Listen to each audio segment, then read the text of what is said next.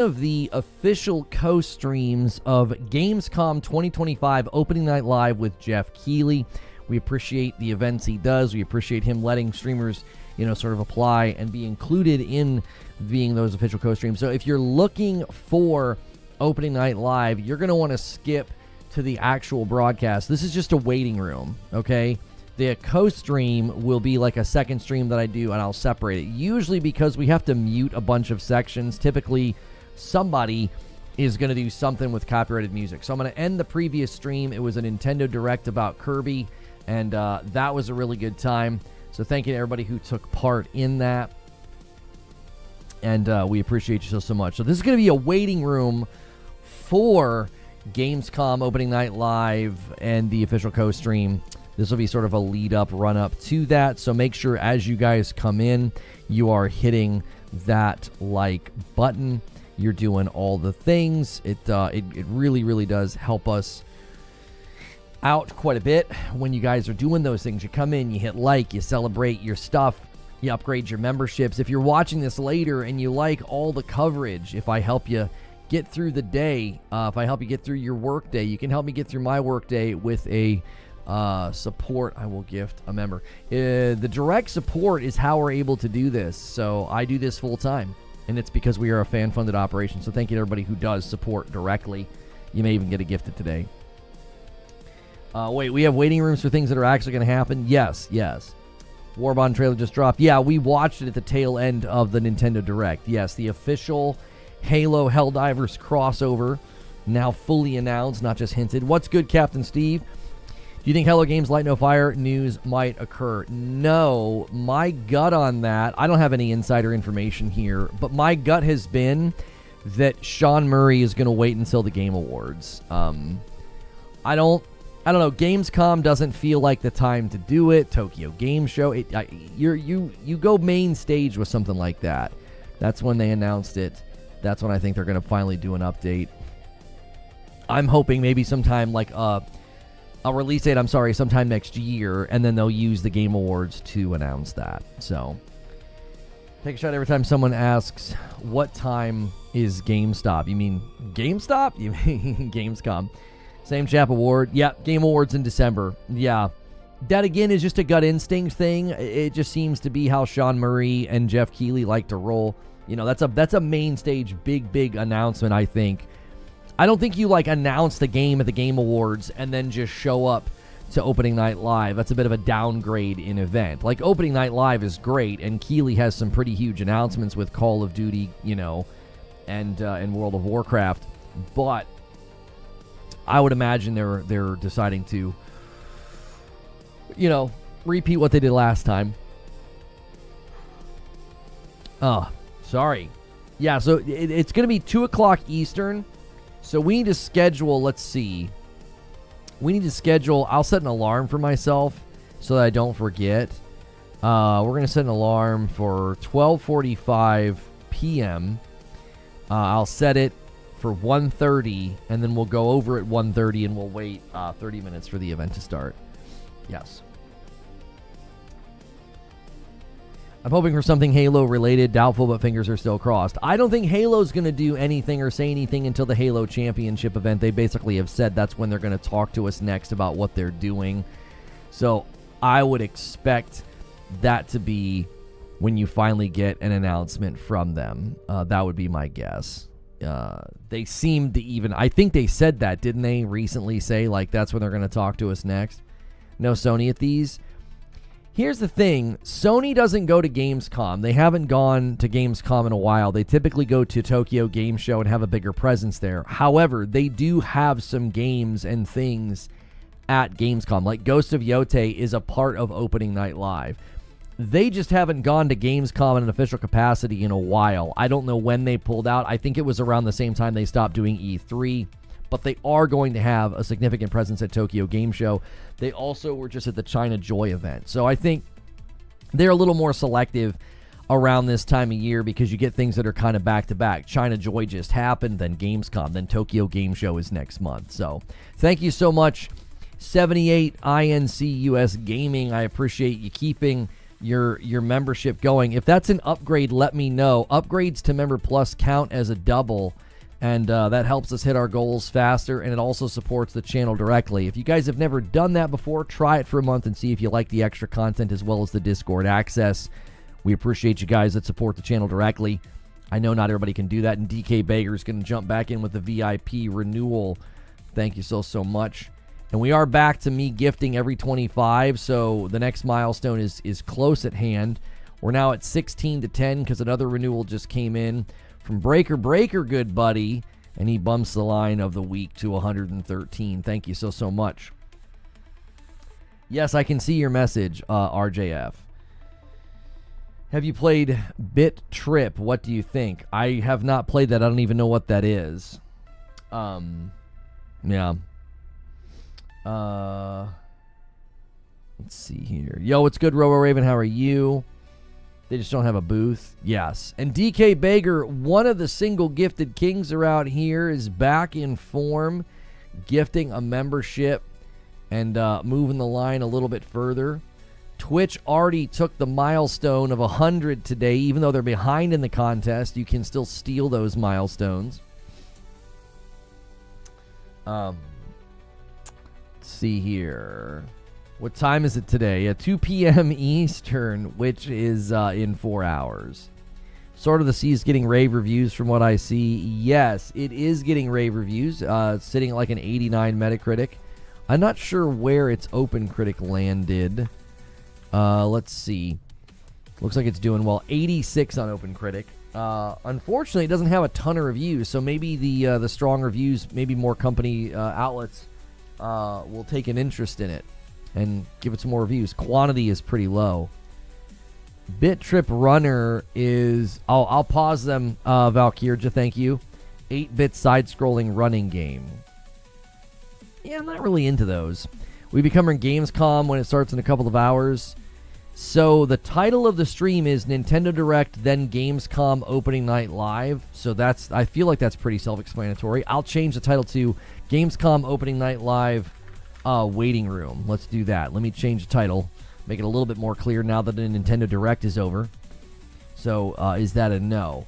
Incorrect. There, I made it a little bit more clear. I'll stick a post-it note to my forehead with the start time and that I'm covering it. Then maybe that'll help. People would still come in and ask. I thought I was here for Summer Game Fest. If you thought you were here for Summer Game Fest, I mean, maybe you slept a little bit too long. Summer Game Fest is behind us by a couple of months. We are now into Gamescom season, as well as next month is Tokyo Game Show. And by the way, if you guys have not hit the like button yet, let's go really, really fast, really, really crazy on that like button over here on YouTube. It does help us out. I just paused. I pressed pause on that stuff that can kind of interrupt our time, so consider hitting the like button to help us out. I know those can be pesky and annoying. Are you covering the Mix Fall Showcase? I have no idea what that is. Sorry, I was looking for E3 coverage. If you're looking for E3 coverage, you're going to need a time machine. I was at E3 in 2019 as a main stage host for Twitch, and then if you want my coverage of E3, you'd have to go to 2018 and before. Lono using his Lonostradamus skills. Will there be a Bloodborne 2 announcement? No.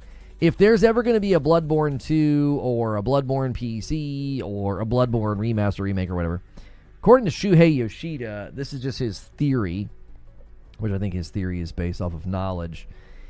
He said that they would probably never do it unless Miyazaki can be involved. Miyazaki seems a little busy right now, so I don't think so. Lono, since you're a gaming news podcast style content creator, does that mean your content will be about gaming news in a podcast style? Yeah, I think that's pretty much where it lands. You know the John Madden of question asking here from Fuzzy in the Discord. I'm here for coverage of Moses coming down the mountain with the 10 Commandments. I'm not too early. No, you're right on time. I remember watching Sony E3 2016 with my husband. Understand, more blood is required for the blood ritual. Yeah, whatever you say, Ashton. Solono killed E3. I was the last. Yeah, I went to the last year they did it. So, The difference between me and E3 is that I'm still here, you know. That got canceled. I got canceled, but I'm still around.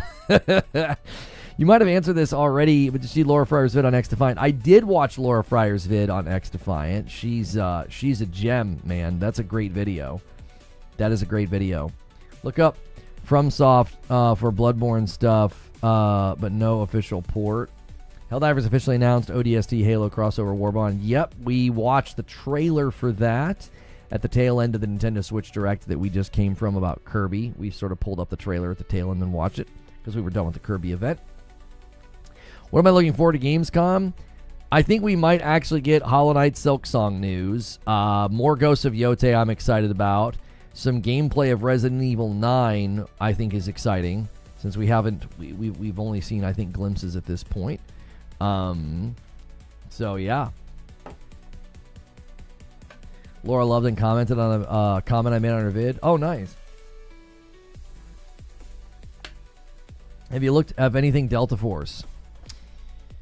No, I have not. I saw some people talking about it on Twitter, but that's not really my jam as far as games go. Have you played Hollow Knight? Are you talking to me? Lobo's not here, so you must be talking to me. It's just a typo.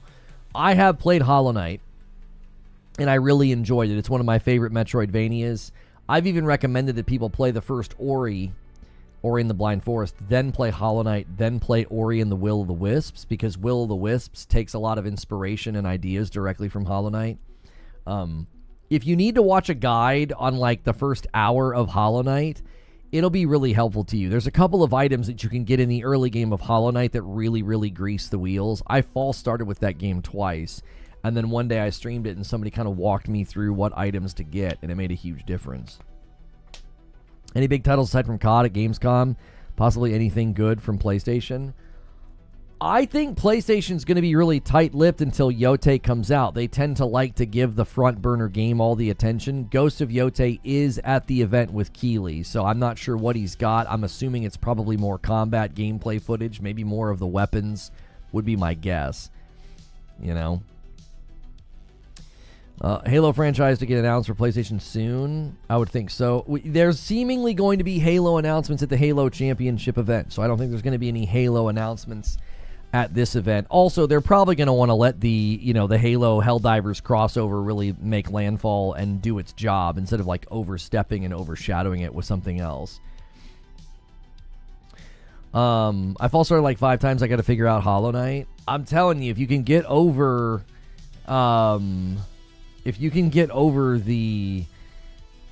the first hour, I think you're gonna love it. It really clicks after that. If you don't have some of those early items, I think it's like the quill and the compass. I think the quill and the compass are like basically game changing.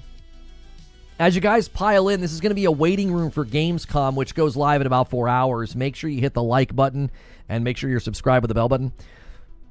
I am a safe for work broadcaster, and you can always support the channel directly with a membership. I'm not sure who keeps calling me. Somebody keeps calling me. Somebody just tweeted me, says, "How much, good sir? Just caught your Gamescom stream and love the vibe." Okay.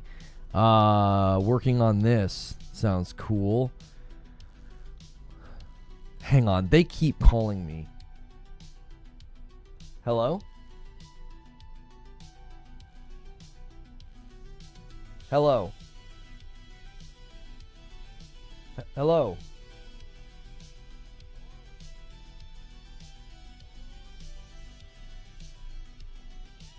It's like one of those, I think it's one of those answering computers that like doesn't know, it's like it doesn't know that you picked up, so it keeps calling.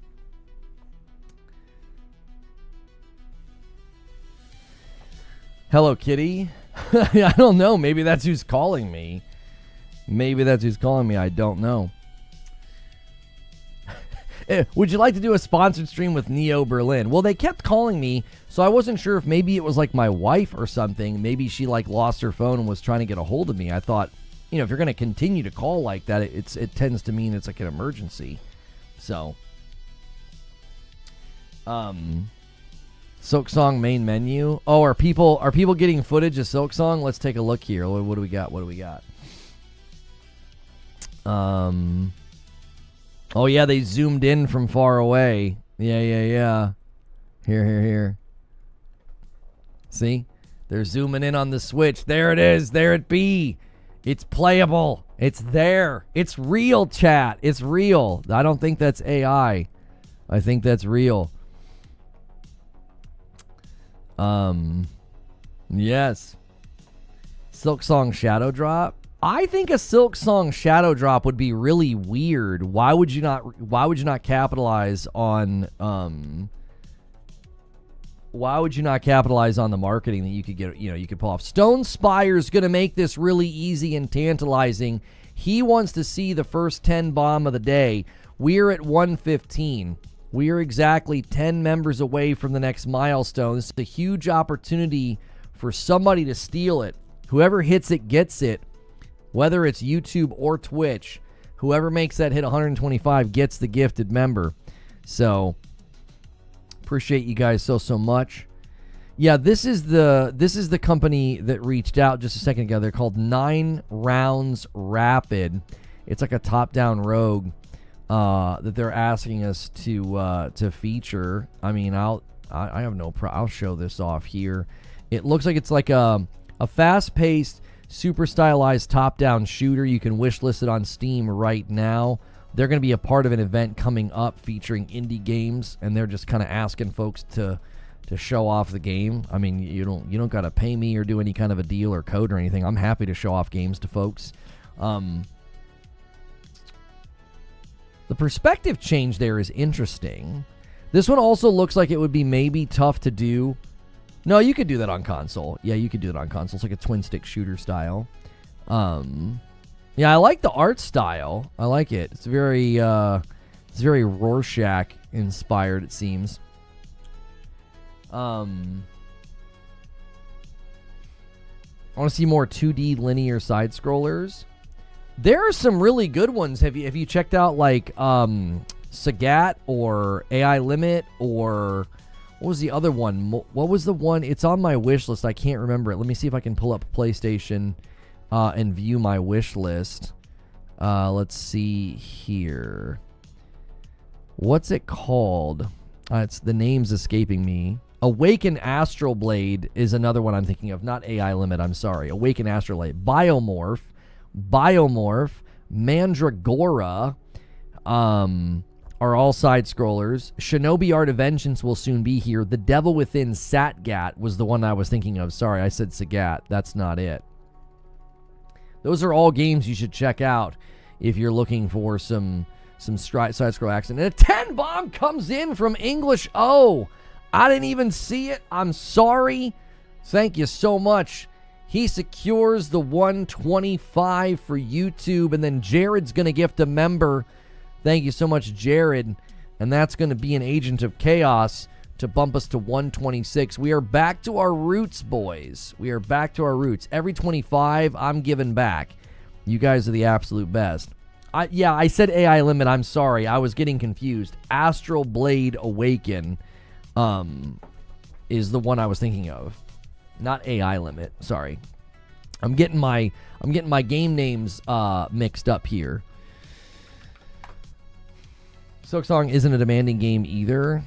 Yeah, I don't know if they would shadow drop Hollow Knight Silksong. I feel like that would be a pretty big missed opportunity to capitalize on the popularity of the game and the marketing.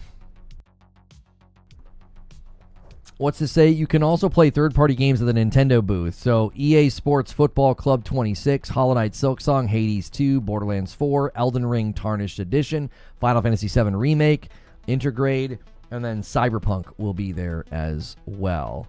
That's a pretty good booth for them. I mean, that's a pretty good third-party lineup for them to have that much to be playable. I mean, you got to think they they really want those third-party relationships to flourish, because there's a lot of games they're going to be targeting that particular device. When does Gamescom start? It starts in about 3.5 hours. It starts in about 3.5 hours. Is it supposed to be dropping with the ROG Ally? I don't think they said dropping with the ROG Ally. Sarah Bond seemed to indicate that it would be available when the ROG Ally X drops. So some people are expecting, maybe a September release is the thought. I thought about celebrate my promotion with a 10 bomb. Well, congratulations on your 10 bomb. Not your 10 bomb. Congratulations on your promotion. Congrats on your promotion, and thank you for the 10 bomb.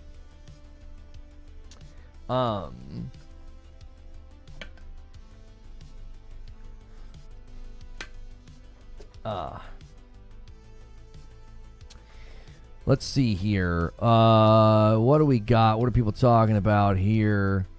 Do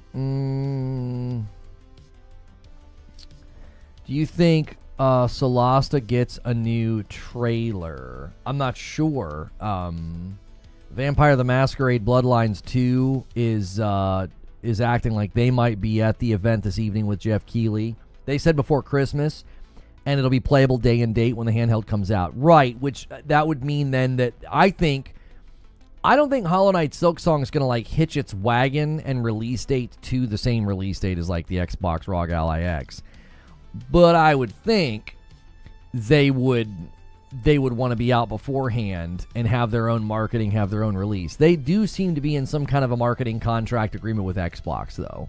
So, that's why I've said you probably aren't going to see much or hear much from Hollow Knight Silksong unless Xbox is somehow involved, which that means we could get something tonight at Opening Night Live, and then I'd imagine they would even have, if it's going to be on Game Pass, that'll be probably a part of the trailer. They're going to want that to be a clear part of the marketing.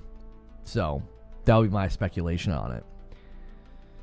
Has Santa Monica revealed their new project yet? No, those quotations from Cory Barlog were apparently from a fake Facebook account. That's not his account. All we know about the new project is that recently Jason Schreier of Bloomberg shot down the notion that it was a sci-fi game. That's all we know now. That's pretty much it. Hollow Knight Silksong will be out in September or early October. Yeah, it was fake. I made sure to put that tweet out yesterday because I covered it and I looked at what was said and I thought, oh, wow, that's pretty exciting. And then all of a sudden people are saying it's fake, it's fake, it's fake. So we did a little digging, and even before Jason Schreier confirmed it, I was like, yeah, I think this is a fake account. It seemed to me to be somebody that was taking advantage of the fact that Cory Barlog had left Twitter. And because he had left Twitter, that to me was their opportunity to they make a Blue Sky, they make a Facebook account, and they make it seem as though oh, this is where I'm going to post now. And I think that's what we're looking at. It's not his account as far as we can tell. Now, I'm kind of surprised we didn't get a statement from somebody at Santa Monica themselves, or somebody to be like, yeah, that's not him. The weird thing about the Facebook account is that he seemingly tricked a lot of people. He had a lot of mutuals that were in the business. He had a lot of mutuals that were high up at Netflix, or Amy Hennig as an example. And it was wow, this Facebook account's really doing a number on people, not just Game Informer. So, any chance for Naughty Dog? Any chance for Naughty Dog to be there? I don't think so. I don't see why Naughty Dog would be there right now. I don't think they have a whole lot to do or to say. I think they're going to kind of be quiet for the time being until we get a little bit closer to when they would have something to show with Intergalactic. So looks like we got some new features back here on the back end of YouTube. We're trying to get a new feature for live streams where we would be able to get vertical streams and horizontal streams at the exact same time, which could help some of you that prefer to watch in different ways and through different means. So we're kind of hoping to get that feature soon. That's not a feature we currently have, but they are seemingly rolling that one out. Thank you, Scotty B, for 4 months of subs over here on Purple. I greatly appreciate it. If you guys are paying for Amazon Prime, manually do that Prime every month on Purple, and it supports me directly. And if you're already paying for Amazon Prime, it's just included. It doesn't cost you any extra to do that. Nate the Hate says, not only will the media be playing it, but all those attending Gamescom will also get an opportunity to play Kirby Air Riders for Switch 2 this week and weekend. Okay, so it looks like Kirby Air Riders is going to be hands-on as well. All right. That one's coming out like November 20th. So that's not surprising that one's playable. And the fact that they've got Switch 2 it's not Switch 2. Hollow Knight Silksong playable on the Switch 2 is another, I think, really, really happy marriage between those two. That's good for the marketing of Hollow Knight. Jerry with 9 months on November Plus. Well, 9 months. Looks like we have a baby on the way. Thank you so much. Gets us to 128. I appreciate it. We already had a nice setup and a 10 bomb slammed home by English O. If somebody's wanting to do their first 20 bomb of the week, now is a good...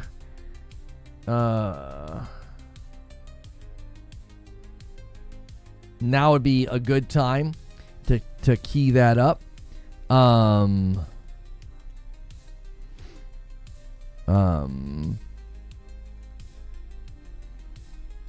Yeah, there's nothing I can do about that. Gangs. Back to YouTube I go. Thank you so much, Scotty B. I appreciate it. And thank you, everybody, for tuning in for our Gamescom 2025 opening night live waiting room. While you're kind of sitting in, settling in, propping your feet, make sure and smash that like button. Getting us to 200 likes would be huge. At that point, it really is a TV. That's more like a wall. Huh? Oh, I'm sorry. You're responding to Ronnie. Ronnie says, I'm playing Death Stranding Director's Cut for the first time ever on my 100-inch TV with my Nakamichi surround sound. They're going to buy... Oh, then you're going to buy part 2 today. I really enjoyed part 2. Yeah. I liked it a lot. I moved on from there to finishing First Berserker Kazan. Next, I'm probably going to play that Sword of the Sea game. I was looking for a game to kind of tide me over between now and Lost Soul Aside, because Lost Soul Aside is next week. I could probably do that Sword of the Sea game. Looks kind of fun. Looks kind of laid back. I've been lurking for 5 years. Finally got the guts to chat. Well, kinda Bonsai. Appreciate you being here, man. Thank you so much. And we appreciate everybody tuning in. We are here Monday through Friday. You said that how long did you say you've been listening here, Kinda Bonsai? Lurking for 5 years. Lurking for 5 years with an account that's only a month old. That's pretty interesting. How do you manage that? Here we go. Baiting people looking for Gamescom to click on your stream.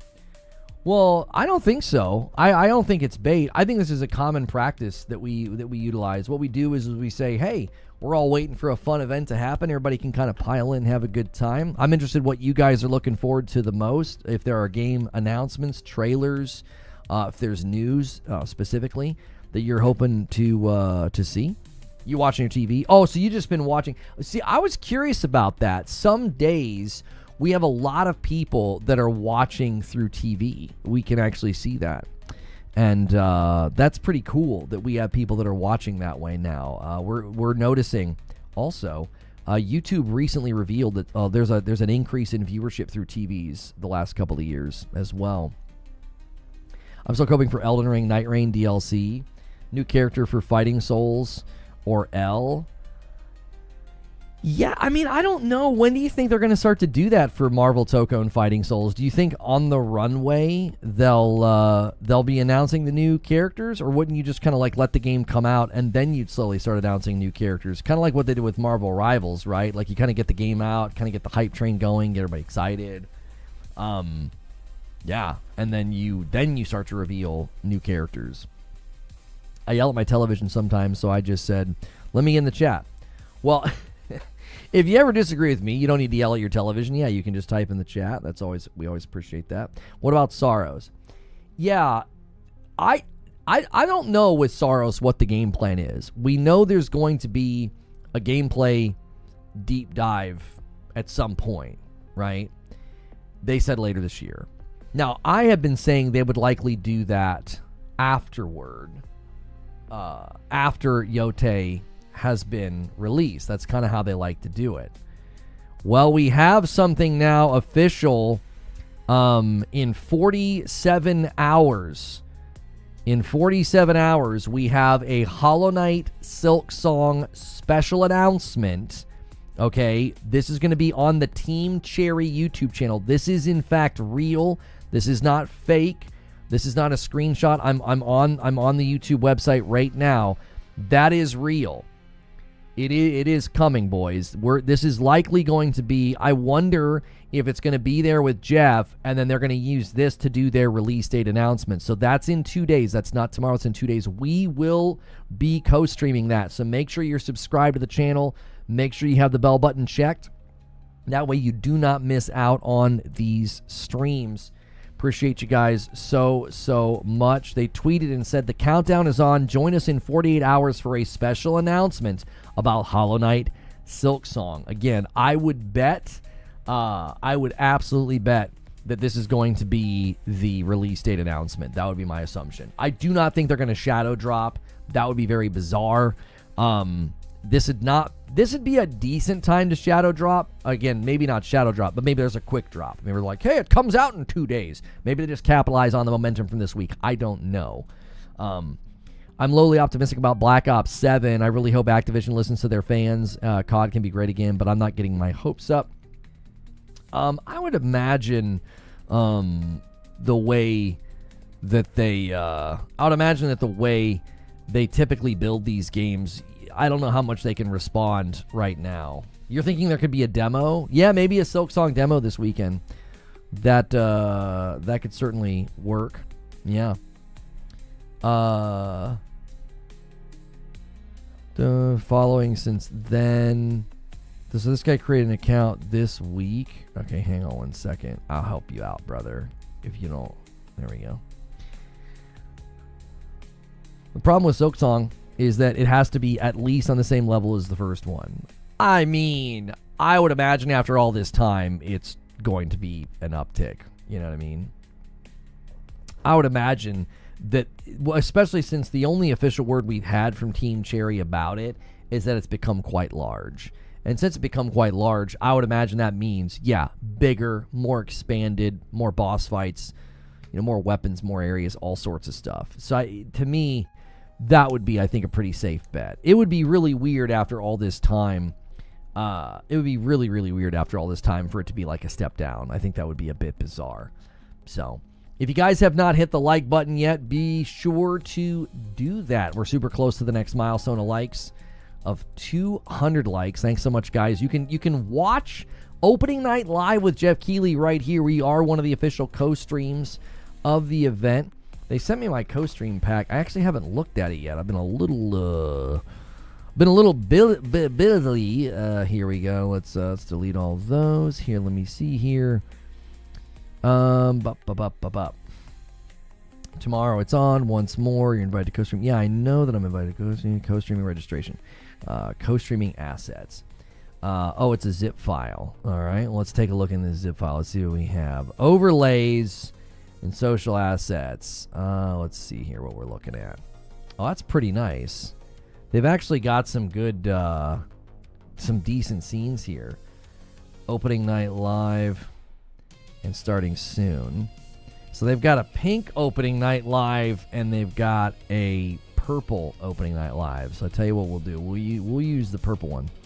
We'll set up a little layout here in just a second for you guys.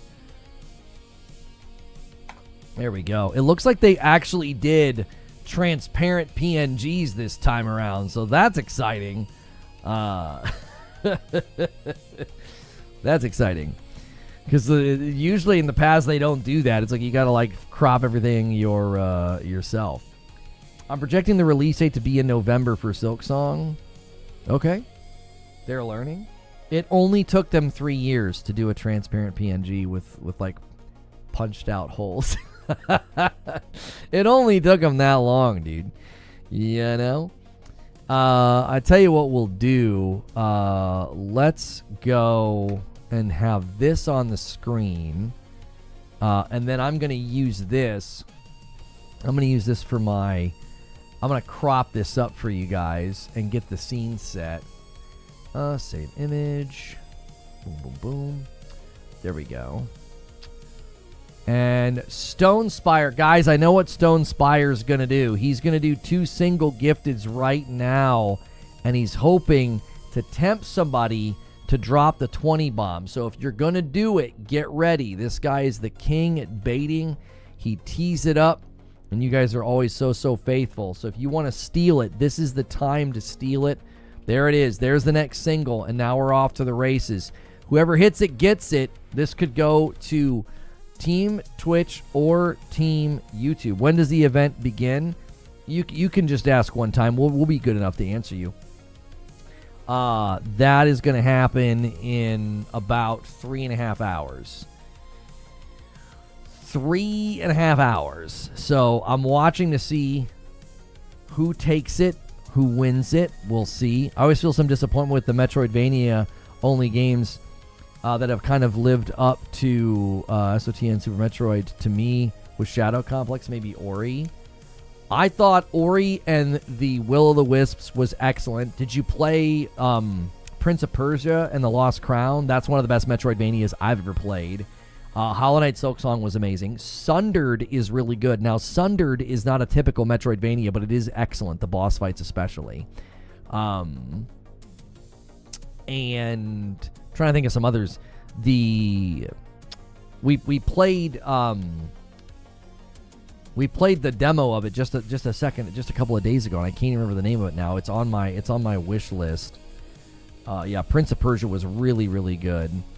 And if you have not played the demo, be sure and play the demo for Shinobi Art of Vengeance. That you will probably really like if you like those kinds of games. Other platformers and Metroidvanias that I think look promising and are out right now: The Devil Within Satgat. There is Biomorph, Mandragora. I think Mandragora is going to be a little bit on the harder side, like a Souls-like. And then Awaken Astral Blade. I really enjoyed Ender Magnolia more than Ender Lilies. Yeah, Ender Magnolia, I thought handled iframes and dodging quite a bit better than Ender Lilies. So let me go to a scene here and see if we can't get this set. Let's see. We can take the Madam text off. We don't need the consoles. There we go. All right, so I'm going to need to be able to add... We need to add an image here. So I've got an image. This is from the Arrowhead official announcement of the collaboration between Helldivers and... Oh, I can shrink that? Oh, that's nice. Oh, that's where we go.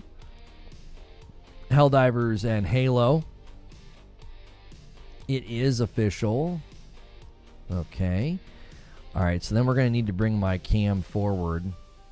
Actually, no, we don't need to bring my cam forward because they actually gave me a transparent PNG this time around. That's greatly appreciated, Mr. Keighley. Thank you for that. Oops, wrong arrow key. There we go. All right, so we're going to do this. This will be like a scene that we can go to convey that we are, in fact, one of the official co-streams of the event. And then let's get this bad boy into position. There we go. Ta-da! So we'll go from this scene to this scene. Perfect. All right, we're all set. We are all set. Okay. Earlier this month, I had a video call with Team Cherry co-founders who talked about what the last 7 years have been like for Team Cherry. It's a very fun story, coming Thursday on Bloomberg. Okay, so it looks like Bloomberg's timing their interview with them as well. If you guys missed this announcement, there's look how many people are waiting. Almost 9,000 people waiting for the Silksong announcement, which will take place on the Team Cherry YouTube channel in 47 hours on 10:30 in the morning on August the 21st. We will co-stream that along with other Gamescom festivities. So that's a great reason to subscribe to the channel. And we are currently exactly 20 members away from the next milestone. So it's ripe for the taking. And whichever side of the aisle, whether it's Twitch or YouTube, whoever hits that milestone, I will gift a member to your platform. I just paused those pesky things on YouTube that nobody likes. So while I'm doing that, do me a favor and smash the like button. Get us to 200 likes. What is Gamescom? It's an event in Germany, similar to Summer Game Fest, Tokyo Game Show, E3, things like that, where there's lots of game announcements, game demos. There's like literally a floor show, right? You can go to booths and you can try out games if you're actually there. And then there's plenty of people as well that are covering it from afar, like what we're doing. So that is that's what we're doing today. We're just going to kind of hang out, and one of the things we like to do when there's live events is we like to sit here and hang out with you guys in what we call a waiting room. We just kind of hang out and just talk about what we're looking forward to, what we're looking to hopefully see. You know, we're hoping to see different announcements and different things. So we appreciate you guys so much supporting the channel. And being here with your viewership, your likes, and all things. Let's see here. I never played the first Hollow Knight. I think it's on Game Pass. I'll give it a run. Yeah, what's good, Brooklyn? How are you? Appreciate you being here. Let's see. Gotta go in here. Okay.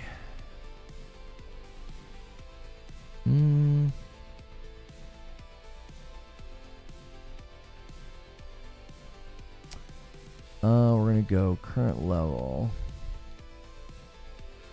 Okay.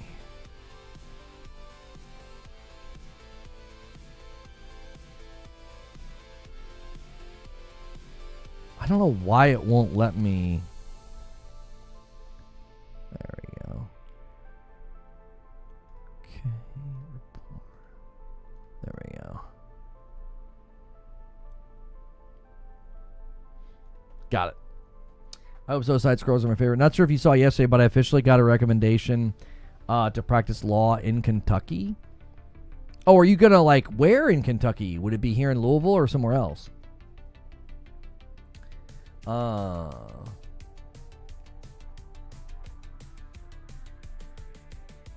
WoW on console is like 90% myth. My friends are telling me they're doing it due to the one-button support and the controller support doing well in WoW. I honestly don't know. I mean, it's been a long-standing rumor that it would come over. If they could listen, with the success of Final Fantasy XIV, you would think they'd want to see about, you know, inroads to the console audience. I don't see why you would leave those, you know, those players out. Do you prefer rye or bourbon? Bourbon. Yeah, I'm a bourbon man. Rye has more of a grassy flavor. Okay, so Geoff Keighley is saying see you soon with eyeballs. So he may, in fact, have some Hollow Knight Silksong for his main stage event. Where to watch a Gamescom event? You can watch it right here. We are one of the official co-streams of the event. So thank you guys so much for being here, hitting subscribe, hitting like, doing all the things. You will you'll potentially get into all sorts of extra content. If you decide to do a Member Plus, and you may get a gifted member, you may get a gifted member, because we do have people that go crazy on days like today. Has Keighley said to temper expectations? No, he has not. Lona prefers the cherry Coke of whiskeys. I actually don't think I prefer... I like Woodford. Woodford Reserve is quite good. I think my choice right now, if I were to pick one, It would probably be the Bondstone, the toasted Bondstone. I think that, or the Rabbit Hole Derringer. They finish it in sherry casks. I think that might be my favorite right now. It's a little on the expensive side. It's like an $80 bottle, but, you know, it's very good. We have the Woodford Double Double still on the mantle out there, and we only drink that on the 26th every month because I got it for our anniversary, which is the 26th of May. So we still have it 3 months later, which it wouldn't have lasted that long if we wouldn't have said that. It was gonna disappear fast. It's very good. Yeah, Old Forester's not bad. I like Old Forester's Prohibition bottle. It's very good. When is the event? The event is in about 3 hours. 3 hours from now, you can watch it right here. We are one of the official co-streams of the event, so thank you so much. My expectations have been met even before the show started. How is that? That's adorable. I hate adorable. Yeah, the 1920. Yeah. Isn't that it? The Prohibition bottle? I think that's the one. Yeah, I like that one. That one will make you see double if you're not careful. Now, usually I don't get bourbon that's made outside of Kentucky, but there's a toasted, what is it, Bib and Tuck? I think it's a Tennessee bourbon. We'll make an exception for Tennessee for the Bib and Tuck toasted. It's quite good. What's good, Dean Powell? How are you? Devil May Cry 6, please. Yeah, the Halo ODST War Bond has been officially announced for Helldivers 2. That will arrive on the 26th when the game lands. Now, I thought they were hinting at a different War Bond for the 26th. I thought maybe they were going to do a Halo event later in the game. Turns out, no, they're going to do the War Bond the day the game is playable on Xbox. So that's exciting for everybody that's been waiting for that collaboration. What are the biggest teases for today? It's the biggest tease right now is Hollow Knight Silksong. If you guys haven't seen it, I've shown this a couple of times. They are officially doing an announcement in 2 days on their... Hang on. I hit the wrong button. There we go. In 2 days, and Geoff Keighley seemingly is going to have some kind of an announcement today for his event about Hollow Knight Silksong. So Team Cherry already has almost 12,000 people waiting for that. Like, that thing is, I'm telling you, that game is red hot. Yeah, the War Bond will be available for all players. It's just going to be a standard War Bond delivery. Like, it's going to land on that date for anybody who has Helldivers 2, PlayStation, PC, and then obviously on Xbox when it lands there. Devs from Wukong will be there with the Xbox release today. I hope the DLC gets announced or shadow dropped. I don't know if you would shadow drop a DLC when they have the Xbox release date. Obviously, they're wanting to get that out the door. I would imagine that the DLC will be announced with a release date. That seems to be the plan. Let's see here. Wait, how is that possible? Oh, that's Gamescom predictions. I thought somebody left a comment on this live stream while I was live. I was like, that's a new feature. Will they address why there has been virtually no official communication in the last few years? Jason Schreier says yes. So it seems like Team Cherry is going to be addressing through Jason Schreier and Bloomberg why there hasn't been almost any official communication the past, however many years about the game. Wukong likes that August 20th date, so I wouldn't be shocked if it's shadow dropped. I mean, they like that date, but that'd be kind of, now that you're saying that, maybe the version hitting Xbox will have the DLC right there available as an upsell so that they could, hopefully capitalize on the excitement and the hype. And then obviously then you'll be able to buy it for PC and PlayStation as well, would be my guess. I forgot that they do really like that date. August 20th is Wukong's B-Day, and it's the 20th in China. Yeah. Oh, like today's already the 20th. That's right, because of the time zone difference. Yeah, you guys could be right. You could be right. I didn't even consider that. That whole date debacle, whenever it happened. people were like, it's exactly this. It was a secret exclusivity deal. I'm like, I just think they really like the date. That seems to be the consensus. A $2 super chat. Super chat tip says, did you talk about Pachter saying PlayStation lost its way? I mean, I didn't. I don't know why anybody listens to what he has to say. I also don't I don't know why anybody would say that. They just had really, really good results in their earnings call. That's just a weird. I feel like for many people, the world's always upside down. You know, if you believe that PlayStation's dead, done, over, lost their way, they're cooked. Okay, I don't think there's any evidence to see that. It seems like they're doing really well. It seems like they're having a lot of success. Just downloaded Liza P on my PS5 via PS Plus.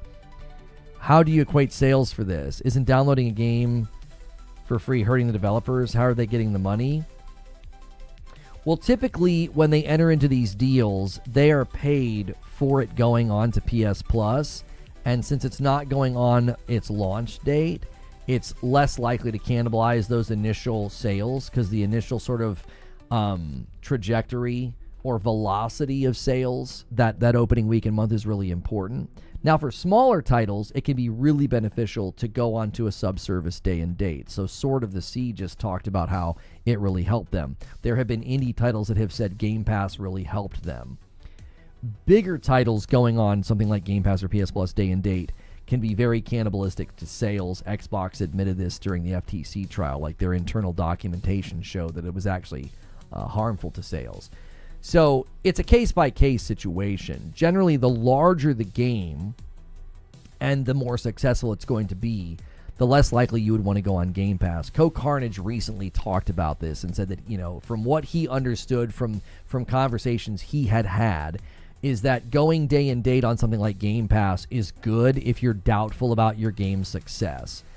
If you're really confident about your game's success, then you would not want to do a subscription service day and date. This is why Call of Duty traditionally avoided it. According to Bobby Kotick, it was a bad idea.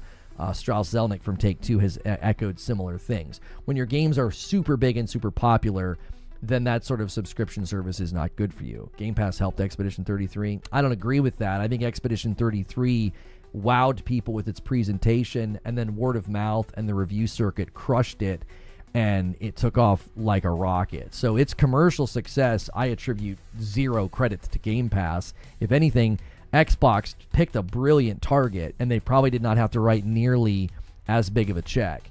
That game was still going to be this year's media darling regardless. I don't, giving Xbox credit for that, I think is unfounded. I don't see any evidence of that. The word of mouth, the insane review scores, its presentation was so good. The first time I saw a trailer, I said, that's got Game of the Year written all over it. I said, that'll be a game that gets me to roll credits on turn-based, and all those things came true. I don't think Game Pass was a factor there. GTA 5 was on Game Pass. Isn't that a Take-Two product? Yes, and when Strauss Zelnick has spoken about this, he was specifically speaking, as I just was specifically speaking, about day and date. So going on a subservice on your launch date is not a good idea if your game is really big and really popular.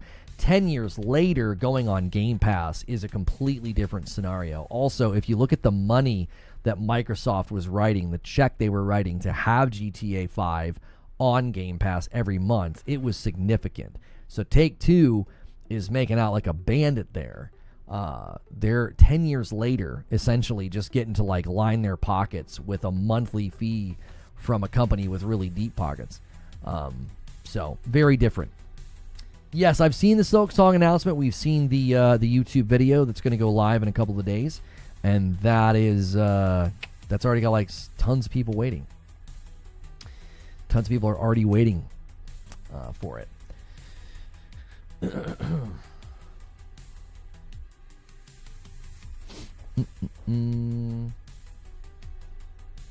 Did Expedition 33 even crack the top 25 on Microsoft Played? I don't think so. I don't think I ever saw it. Sneaky Wolf said we're probably going to see We're probably going to see Viper for Street Fighter 6 and most likely stuff for the new season of Marvel Rivals. Easy prediction for me. Yeah. Capcom indicated that Street Fighter is there.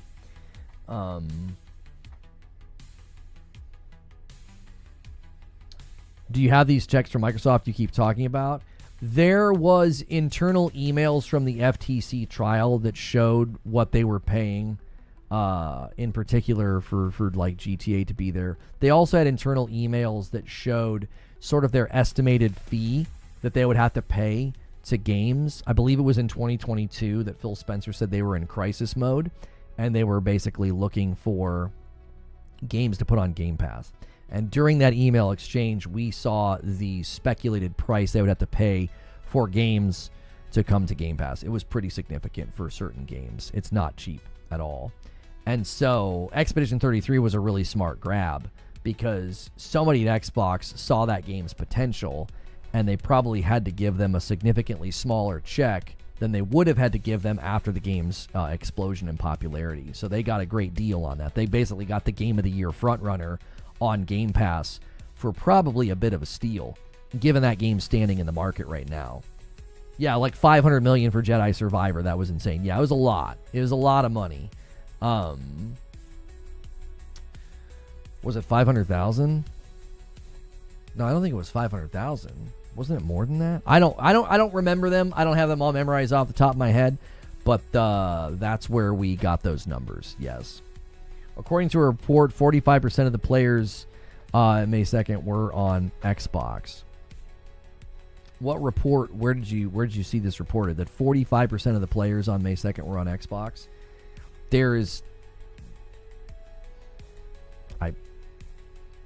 no way that is true.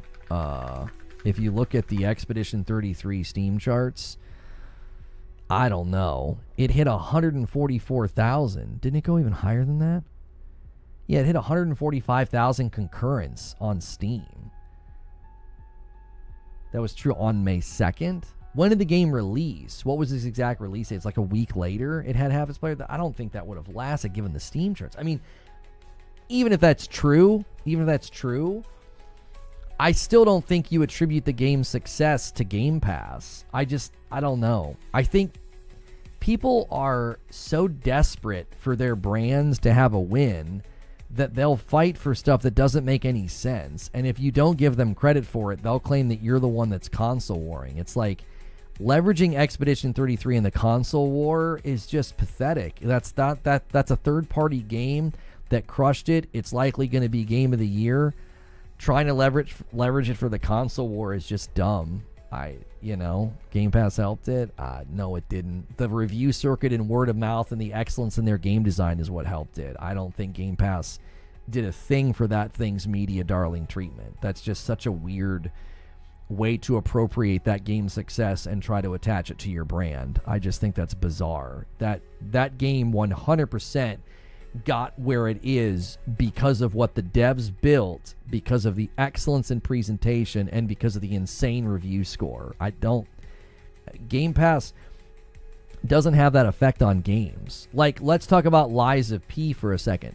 Lies of P has an incredible score on Steam and on PlayStation, right? Go look at its review circuit score, and then go look at its score on Xbox, and try to argue that, like, Game Pass helps a game, right? Yeah, and let's just look at this. The amount of people that actually played the game and even left a review score. I don't know where you're getting your numbers. But let's just kind of compare platforms. You want to compare? I mean, let's compare. Look. So here's the game on Xbox, 11,000 reviews. Here's the game on PlayStation, 57,000 reviews. So I don't know what to say. This idea that like Game Pass helped it when it has a fraction of the consumer response on that platform, a literal fraction, 1/6, almost 1/6 of the people. Like, come on. What are we even doing here? This idea that you want to attach that game's greatness to your brand, like I said, is just very pathetic. That game is a third-party, massive success. The devs deserve all the credit. Game Pass gets no credit. The devs get all the credit. This is such a silly thing to try to argue. I bought Expedition 33 not because of Game Pass, but because I wanted to play it and it was amazing. Yeah.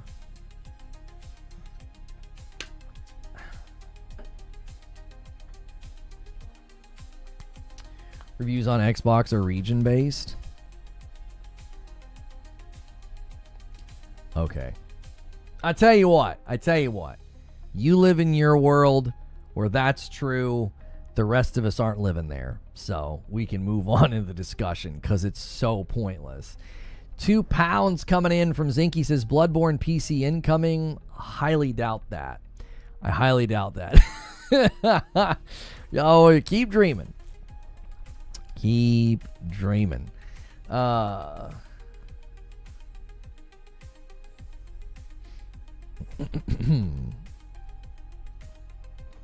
What's this? Defeat the mime in Lumiere. Isn't this the first achievement? Yeah, but isn't the mime like actually hard to fight? Right? I think people skipped him because isn't he kind of hard? Where's the party? What's good, Raven?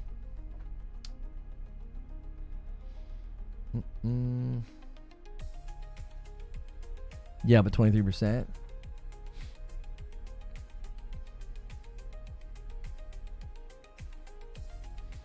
Even a simple Bloodborne remaster would overshadow the games as a service bootleg clone game. Miyazaki wouldn't like that. The mime is hidden. Yeah, I skipped him by accident. Yeah. I thought the opening area was meant to be linear because like later I was exploring everywhere. I was getting all kind of good items. Like I remember I got the item that prevented you. What was the boss where she would do something to you? She would put that effect on you and then it would make you attack your teammates. And I was like, wait, I just found an item that makes us immune to that. And so I put that item on and then the whole fight changed. That was a fun moment. Will intergalactic gameplay be shown at Gamescom? I do not think so. I think the next major gameplay showcase is going to be Housemarque's Soros, which is sort of like the spiritual sequel to Returnal, which I'm extremely excited for.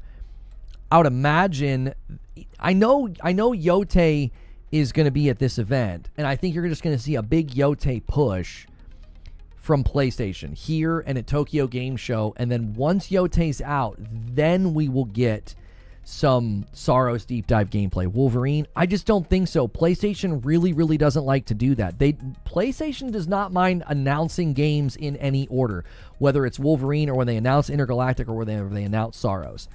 Whenever they start doing the deep dives and the details, they like to wait. Like Yotei isn't out yet. I really think they're going to keep those cards close to the chest. They're going to wait. They're going to wait. And not let any of that out just yet. We know there's a Soros gameplay deep dive coming. I happen to think that's going to be after Yotei. Now, we're also hearing from Grub that there is a state of play or a showcase in September. If that is true, that could be when Soros does their deep dive.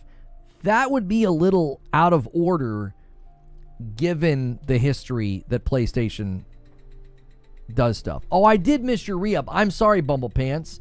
Bumblepants with the single member plus, but it's not just a single. It's 35 months. We're at 131.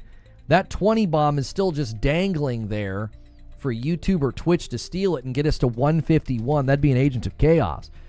If we get Soros gameplay deep dive before Logan, I'm going to be like, okay, what's going on? I think the current theory is that they were having issues with Wolverine's gameplay. Like, they want to nail it. They really committed and captured the feeling of being Spider-Man, and I think they want to do the same thing with Wolverine. So I would imagine that game, from what we're hearing, apparently next year is Soros. What was it? Is next year Soros and Venom? And then the following year is Intergalactic and Wolverine, 2027. So if that's that far out, I don't think we're seeing Wolverine this year. Maybe at the Game Awards, but I don't know. I think he was a tough target to pick. If you want my honest opinion, we all think Wolverine is cool. But I think he's kind of a tough hero to make a game based off of, because no gadgets, no token ability. I mean, he has a token ability, which is healing, but like, what are you going to do with that in combat, right? You're not like Spidey's got all kinds of stuff. Batman's got gadgets. Spidey's got the agility. Spidey's got the web slinging. Spidey's got the movement and the speed. And like, Wolverine is fast, strong, and can heal. I think he's a hard character to make a video game with. I do. He has his claws. Yeah, and again, I mean, that's just an extension of his fists. So like, you know, he can punch. He can punch poke you. You know. I don't know. Yeah, he's got his senses and his ability to like smell and stuff. Like in the Uncanny X-Men, you know, he always had his super senses.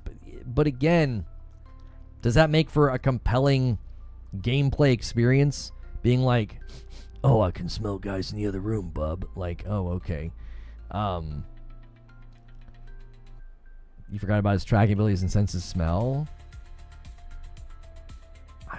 How many games have we played where we have the ability to like listen to heartbeats? I don't know. Any progression would be combat skills based. I'm telling you, he's a hard hero. He's a difficult superhero to make a game based off of. He is. I mean, I'll say it. Nobody would be excited, but you'd have an easier time making a dadgum Hawkeye game, because Hawkeye's got all kind of gadgets and a ranged bow. Now, nobody would care because it's frickin' Hawkeye. But I'm telling you, Wolverine's a hard case to make a game out of. You know, you get new attacks and combos. Yeah, it'll have to be a combat-focused game with combos and stuff like that. And I think that's probably difficult to not just end up feeling like another game. Like, oh, he's got claws, but like, how do you not make him just feel like Batman? Right? Batman can sense. Batman can use gadgets to see where people are and know where people are and track people. And then he jumps on them, beats them up, takes on entire groups of dudes. Like, you know, pause. So, you don't think dismemberment is enough? I don't know. I think the difficulty is we have a ton of Batman games. We have some Spider-Man games. We have the Assassin's Creed games, right? How do you make Wolverine feel like Wolverine and not just like, well, it's just Batman. It's just the Batman combat system, right? Where you get a higher combo and you do more damage. You get a higher combo and it unlocks a rage. You know, it unlocks some sort of visceral crazy attack. Like, you could kind of take some of the ideas of like the runic attacks from God of War, and like if he gets like a high enough combo, he can do like a crazy spinning attack or jumping attack or whirling attack or whatever.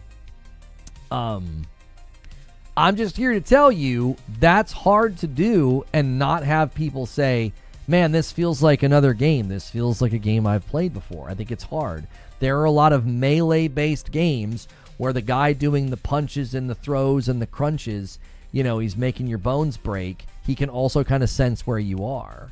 That's not, you know, you're right. He's a difficult character to nail. So if there's any studio that trusts with Logan, it's Insomniac. That's probably why they're taking their time. I think they really pride themselves on that. You know,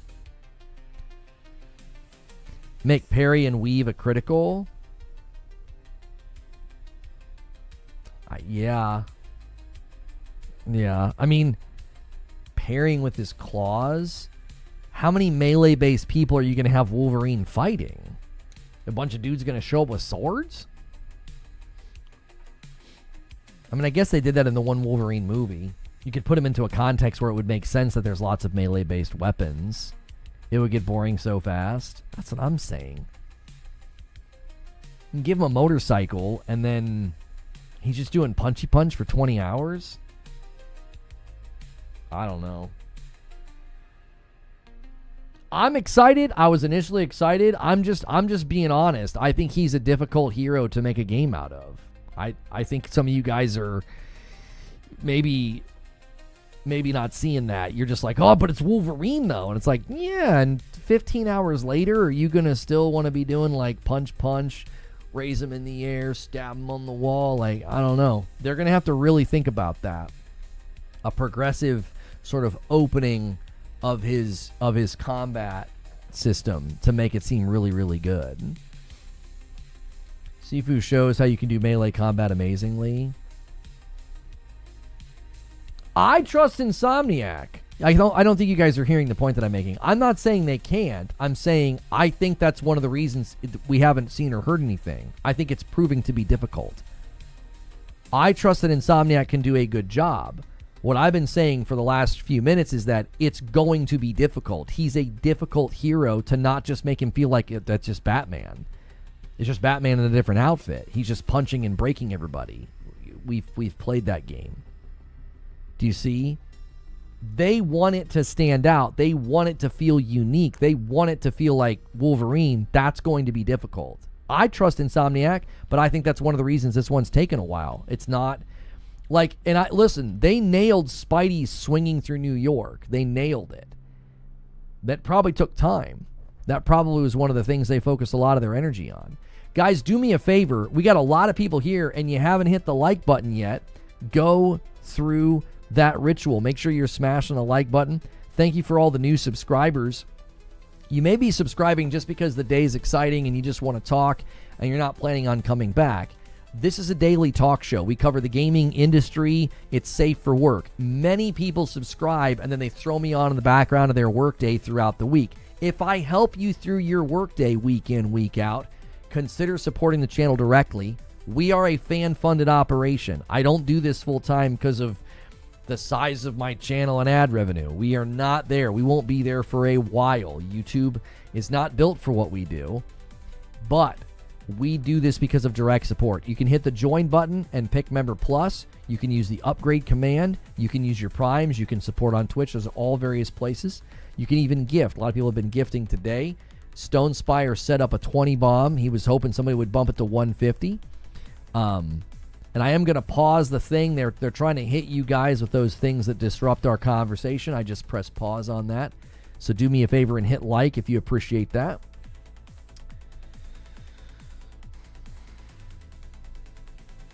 Whoever thought that Wolverine and Batman could be compared to each other, nothing close to resemble each other? I mean, you're not engaging with my argument. You're just sort of making the observation that about something that I never said. I never said that you would compare Wolverine and Batman to each other. I said that if you played a game where you were basically sensing where people were and punching them and racking up combos, it would be very difficult for that not to just feel like Batman. We've got multiple Batman games where that's essentially the combat loop. Now, yes, Batman has tons of gadgets, which is why the combos and things don't get old, because you've got this amazing combat system, and then you have all these gadgets. You said you'd compare? Yes, I was speaking about gameplay. I know this is difficult to understand because you guys aren't listening, and that's what happens in these debates. You think I said something that I didn't say, which is very common. I did not once say that Wolverine and Batman are similar. I said, in gameplay, if that's essentially what you're doing, it would be really hard to have that not feel like Batman. You're like sensing where people are, and then you're beating the tar out of them. That's literally what they probably tried to avoid in Spider-Man. They didn't want it to feel like that. Like Spidey swoops in and just punches everybody to death, right? I'm talking about gameplay. I'm not talking about the characters. I didn't say a single thing to insinuate that Batman and Wolverine are similar. I said in gameplay execution, it would be really difficult to not have them feel similar because you're basically sensing where they are and punching them. You're killing them, not beating them. That's no difference. The end result is they're laying on the ground in pieces or with a little sleepy bubble coming off their head. It doesn't matter. The method of getting them there is very similar. You beat them till they were done. Pause. Like, you know what I mean? You said you would compare Skyfall to Logan for some reason. I'd never said that. You might as well be playing Jason Voorhees. It's different. Let me see. Way too many ads.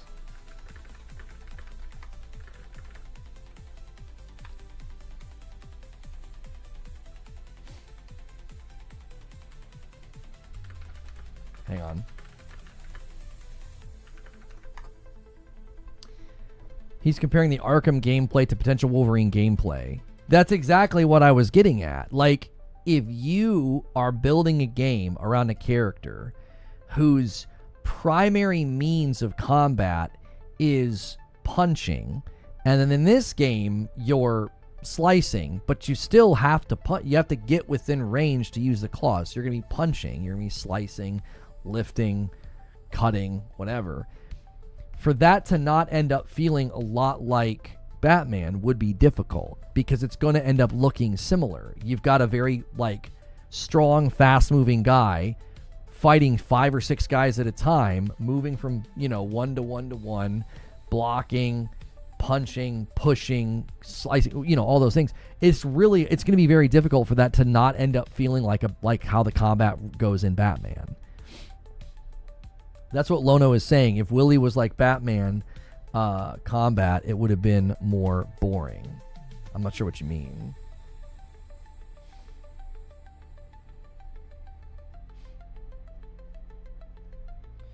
Insomniac was able to replicate the free flow combat but for Spider-Man, they'll probably expand that melee combat a lot. Well, what put us down this rabbit hole was, I'm just admitting he's a tough character to put into a game, and that's probably why we haven't seen anything. Insomniac's probably really, really working to make sure nobody says, yeah, I mean, it's basically like Batman. Like, is this your guys' first day on the internet interacting with gamers? Gamers are notorious for being reductive and negative. Like, they're notorious.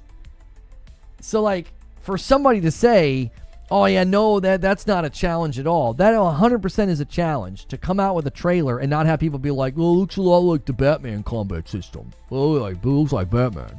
I mean, you've got people that do this pretty much every trailer. They find something to complain about. So, I mean, you definitely don't want the first perception of your game to be that. To be like, well, it just looks like this game that I've already played. I mean, we deal with that pretty regularly in game trailers and game reveals. You know, I'm not reductive and negative. You're stupid. Here's an idea for Wolverine. Getting brutal takedowns, the more damage you take, and or are doing more damage as you take damage. Also, maybe getting stronger the more kills you get in quick succession. Yeah, I think they're going to have to come up with something creative with his healing mechanic to make it part of the combat, to again make it stand apart, so it doesn't just feel like the free flow Batman combat, because the free flow Batman combat just feels so good, you know. Why wouldn't you compare Spider-Man to Batman? Both swing and punch people and use gadgets, right? And that was a concern before Spider-Man came out. That was a topic of conversation. Is it going to just feel like Batman in the spider suit? And then when you actually play Spider-Man, they were very diligent to ensure that it didn't feel like that. Spidey is incredibly agile. He's also very squishy. He can dive very fast, right?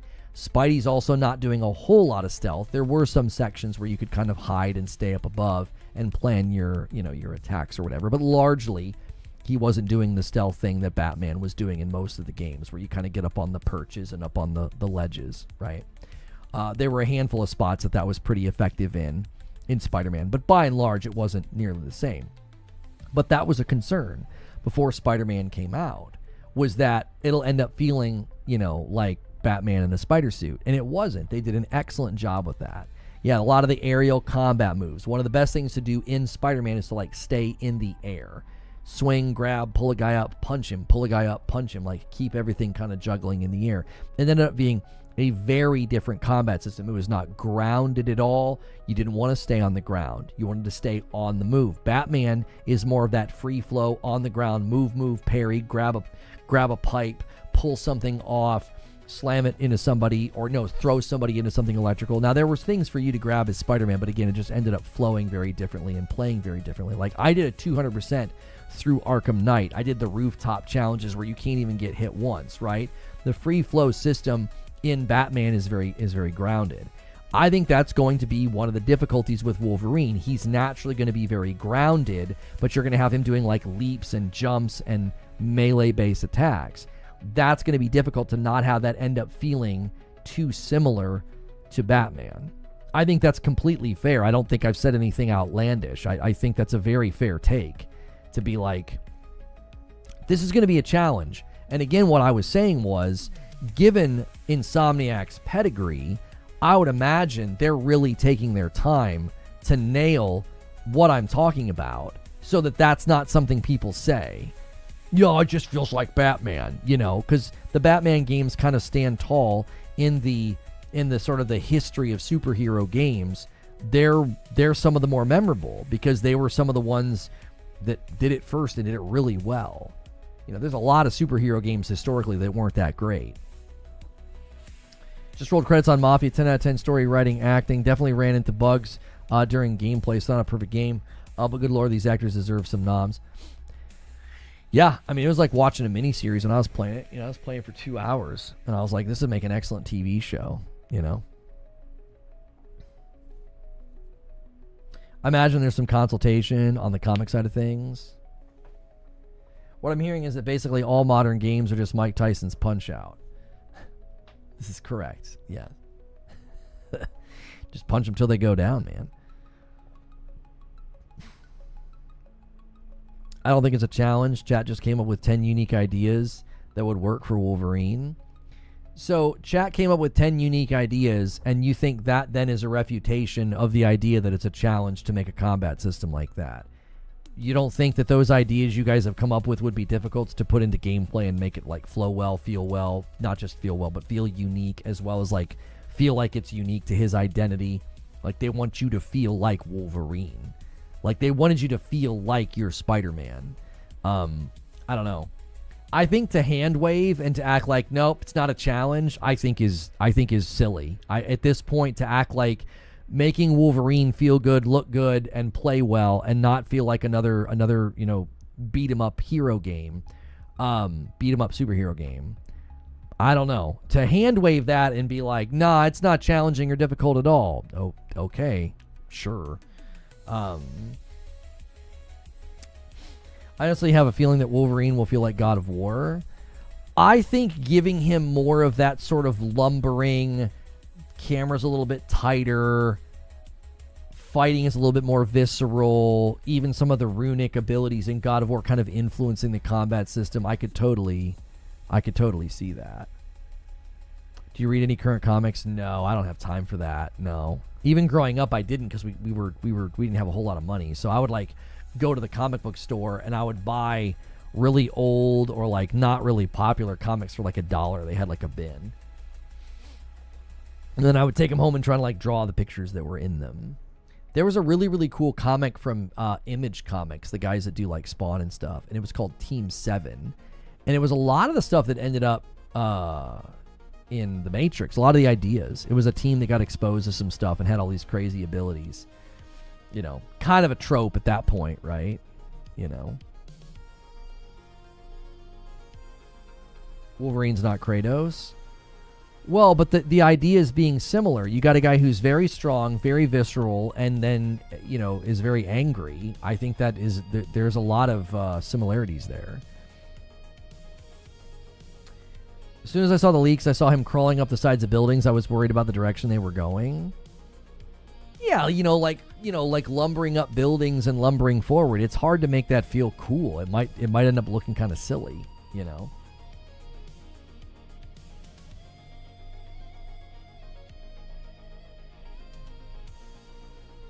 I think with strong characters like Wolverine and Superman, you need to have a good power fantasy, but not something too strong where like you go through a building every 2 seconds, so it's boring. Oh, yeah, with Superman, it would be really hard because he's so fast and so powerful. Yeah, it would be difficult to not just have it feel kind of silly. Can we get 15 more likes on YouTube? Guys, thanks so much. Appreciate it.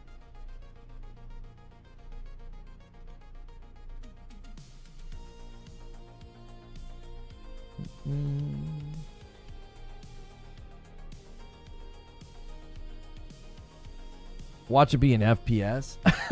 How would it be an FPS? In a stunning turn of events, Insomniac decided to make Wolverine a first-person shooter. I wonder how Wolverine will even die in the game.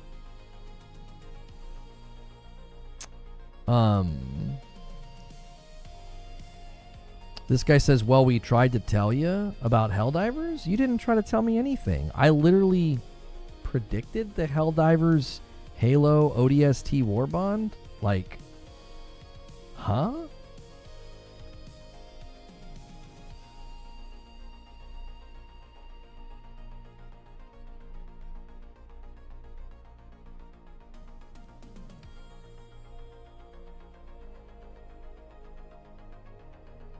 What?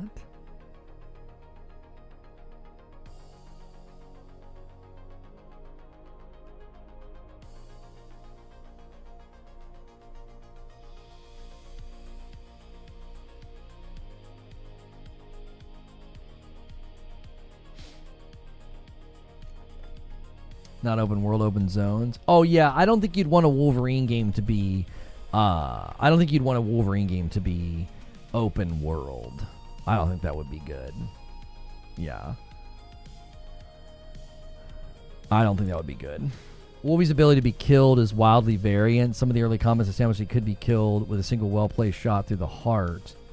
Hang on a second. Yep, that's correct.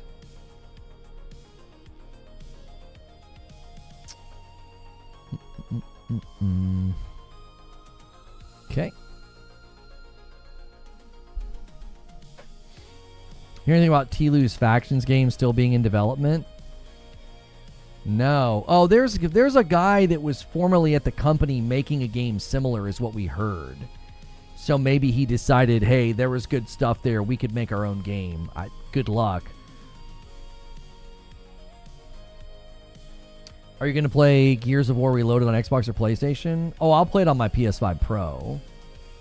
A9 Ask9 says, off-topic question. I wear glasses when I play game, but my ears become very sore from the headset pressing on the sides. Does that happen to you? No, that's actually something that Gamer Advantage glasses pride themselves on, is being very thin, very light, very flexible. No. And I'm partnered with them, so if you go to Gamer Advantage and use my code, that does support me. You can use the glasses command in chat. They're also blue light block. They block the blue light, so they help with eye strain. And they are extremely comfortable. These were designed by gamers. It's the same material they use for IVs because it has to like retake shape after being moved. So, yeah. Gwendolyn with 22 months of memberships in a VIP Plus. I'm with you, Lono. I'm in the video game development for my bachelor's, and most people don't grasp the reality of just how complex game development design can be. Something simple can be a pain. Thank you for bumping the line to 132. That weekly goal is to unlock a Friday night stream where I hang out with my wife, and you guys can even make us play some games on Friday nights if we hit stretch goals. So thank you guys so much. Haven't fight a monster so mad that he kills you by ripping you with the torso. Yeah, I don't even know what they would do. Maybe you don't actually die. Maybe you go down and then, you know, you gotta like heal and come back. I don't know. I worked with Gunner and I worked with Gamer Advantage. Gunner glasses are bigger and heavier and more reflective. That's one thing I really like about these is you can actually see my eyes, like the reflection from the screens and the lights aren't as severe. I've worked with Gunner. Their glasses were fine. I just found them to be bigger and heavier and less comfortable. So, when does Gamescom start? So the kickoff event starts in 2.5 hours. Am I cool with him? I've never interacted with him. I don't have any pro or negative feelings. I've never interacted with him. They look less clunky. The sunglass attachments are really, really nice on the Gamer Advantage. I don't have any of them down here right now. It's just like they just magnet right to the front. They're great. I always get compliments on that. People are they're like, what did you just do? Because like they literally just, they're not like transition. And they're so flexible, I just slide them into my pocket.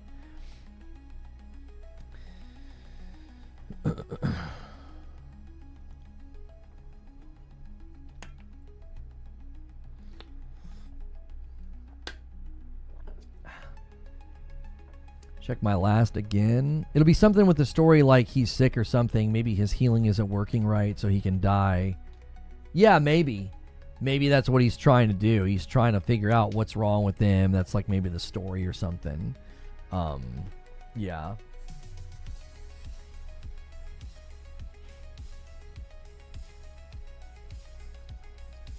What if Hugh Jackman was at Gamescom and talked about the new Wolverine game? I don't know if they would do that. There are now 16,000 people waiting for the Hollow Knight Silksong announcement that's not happening for 2 days. That is hysterical. Do you have a link to those glasses? You just use the glasses command. And that'll... there you go. You can go to Gamer Advantage. They got a bunch of different frames. So you go here. A bunch of different frames. The ones I am wearing are the Inferno. No. Are these the Infernos or the Augments? I can't remember. These are the Infernos. And again, the thing that I like the most about them is this right here, the sun clips. They clip right on, and see the difference. I mean, it literally just clip right on the front. You can't even really tell they're there, and they're super lightweight. So, yeah, you can use my glasses command. You can use code Lono. Yeah, he just did it right there. Like, this is literally it. That's all you do. And they've got lots of different styles. I do have the Augments. I do have the Spectres. The Spectres are a little bit more, they're on the heavier side, which is why I don't wear them as often. I get used to like the lighter ones. And the Spectres are a little on the heavy side. Yeah, they all have blue light blocking. Yes, that's their purpose. They have more, there's like different lenses too.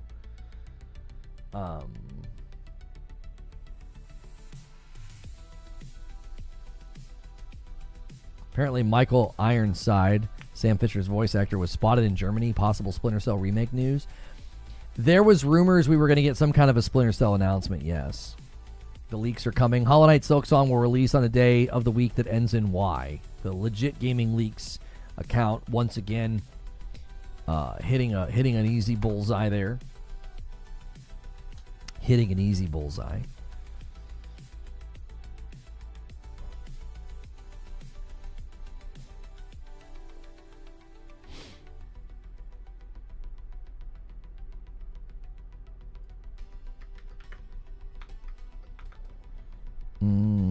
Okay.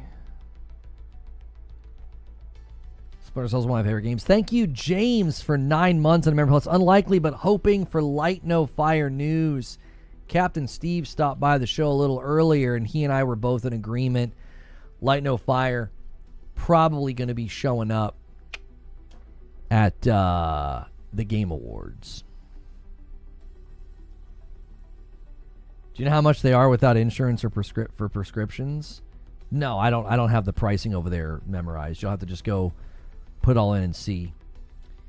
Would you kindly allow me to share some news? Rod Ferguson says, I'm returning to 2K to lead a series that means a lot to me as the new head of the BioShock franchise. So Rod Ferguson leaves Blizzard and Diablo to head over there to 2K to head up BioShock. All right. They need to go with the story where he gets betrayed by Deadpool, Colossus, Sabretooth, and Logan's on a mission to kill them because they killed him and set him up.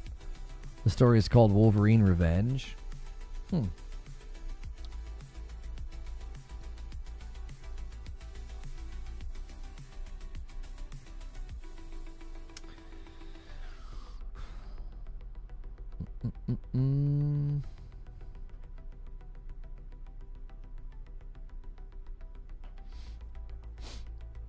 You would kill for an all-new Star Wars or Warhammer game?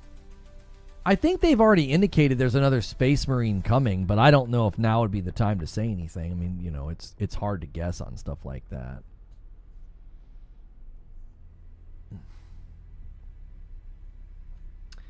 Is the story like the movie? I'm not sure what are you asking about? Which story?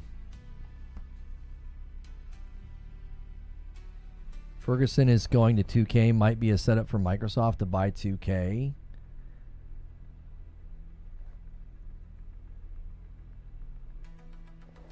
What?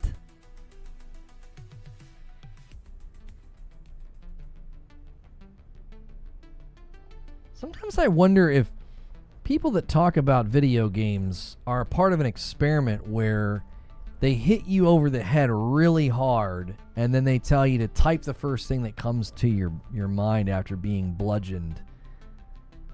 Like, yeah. Rod Ferguson retires from Blizzard and goes to 2K as the head of the BioShock franchise as a lead-in to Microsoft buying 2K. What? Huh? That doesn't even make any sense. It's a joke. No. I'm not talking about Wilbur's putting Nick's tweet. Somebody said that in YouTube, and they typed it seriously. They weren't kidding around. They weren't. I don't think they were kidding. I don't think they were kidding.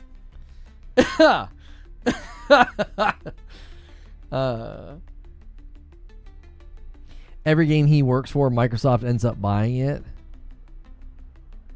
Oh, maybe they were joking. Is that like a meme? Maybe they were joking. Hang on. Let's scroll up and reread what they said. Hang on a second. Ferguson going to 2K might be a setup for Microsoft buying 2K. I don't know. It's the first thing they've ever said. There's no indication that they were kidding. Jenna, were you kidding? They're like, well, I'm going to say it now. Now, of course, I'm going to say I was kidding since everybody's making fun of me. We bullied Jenna and be like, oh, yeah, of course I was joking. I was just kidding around. It's all memes. It's all memes and lulz. It's funny because he keeps trying to get away from Microsoft and they keep buying his studios. Yeah, I get that. That's funny as a joke. That the way that Jenna typed it, I was like, you can't be serious. I don't think that's a setup for anything. I think this is something that Jim Ryan predicted. He said that after that acquisition, you would likely see a lot of talent walk away. You would likely see a lot of talent walk away. Like you would. I don't want to be under this. This is too big. People that don't like Microsoft, etc.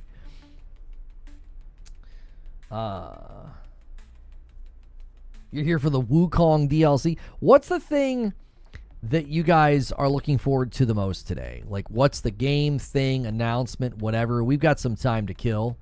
We've got about 2 hours before the event starts. I saw people saying that Xbox was going to give Take-Two $700 million to put GTA 6 on Game Pass. Strauss Zelnick's been pretty open and pretty vocal about they don't want to do that with a big game on launch date. I don't think you'd ever get Take-Two to do that with GTA 6. The GTA 7, that's what you're looking for? Okay, we got some Silksong votes. We got Wukong DLC. Literally any Silksong footage. Oh, the 2D God of War game. Okay. All right. Curious to see if Black Ops 7 will tell me to stick with Battlefield 6 today or not. Anything new? I don't need to see anything else for games we already know about. What time does it start in the UK? Well, wherever you are in the world, I want you to add 2 hours and 20 minutes to your clock.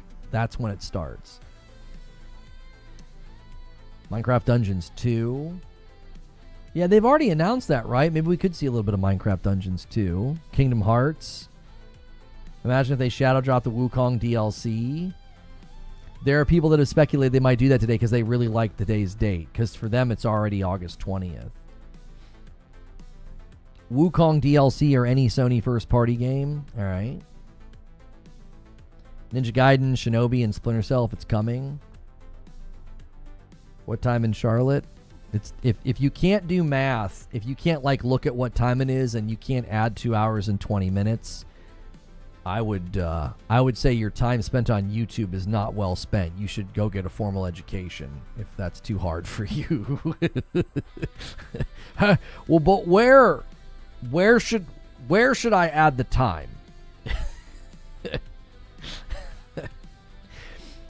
Will you show the new Black Ops 7 gameplay trailer? What do you... Huh? Oh, you mean the really brief one they put on Twitter? I mean, no, not right now. If they drop Black Myth Wukong with an updated engine, that'll be amazing. Yeah, that would be... Yeah, that would get me to come back and try again, because I was enjoying the game, and then... Oh, it's already been taken down. Oh, that was a leak. Oh. Okay. Hopefully something about the Battlefield 6 campaign. Yeah, they did say that we'd be getting more about the Battlefield 6 campaign in the coming weeks. They did say that. Yeah. Mm-hmm. We'll see.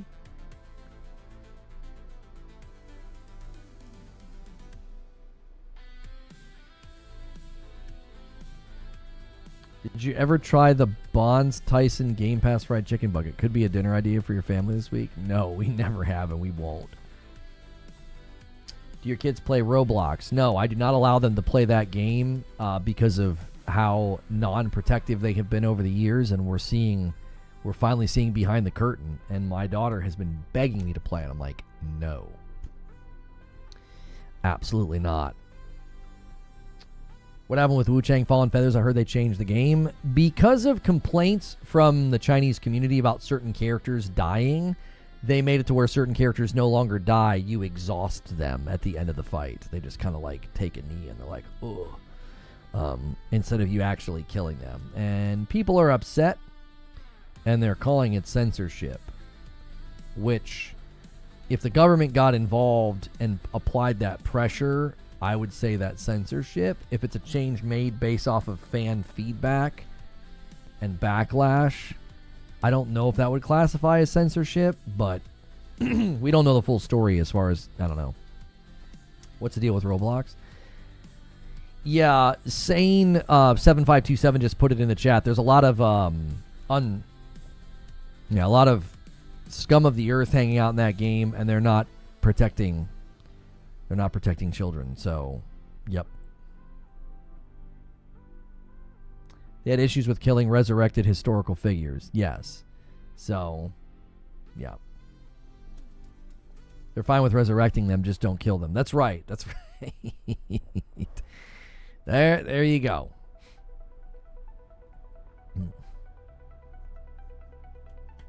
It's been an ongoing problem. It's been an ongoing criticism of Roblox, and nothing has ever really happened, or nothing has ever really come of it. And now it's finally kind of all coming to a head. Yeah. So.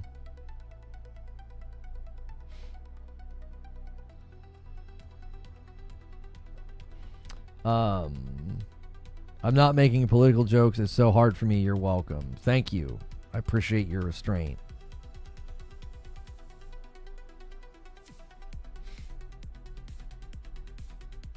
Don't kill zombied historical figures. It's blasphemy. That's right. It very much is. You raise them from the dead, and they've been utilized for your entertainment, but don't kill them. Think we'll get any more Neo Berlin? You mean Mind's Eye 2.0? I don't know. That game is certainly something. Do we know why the devs didn't do a better job? Was it malicious or negligent? It's basically greed, because any restraint could have harmed their income. That's what it basically comes down to.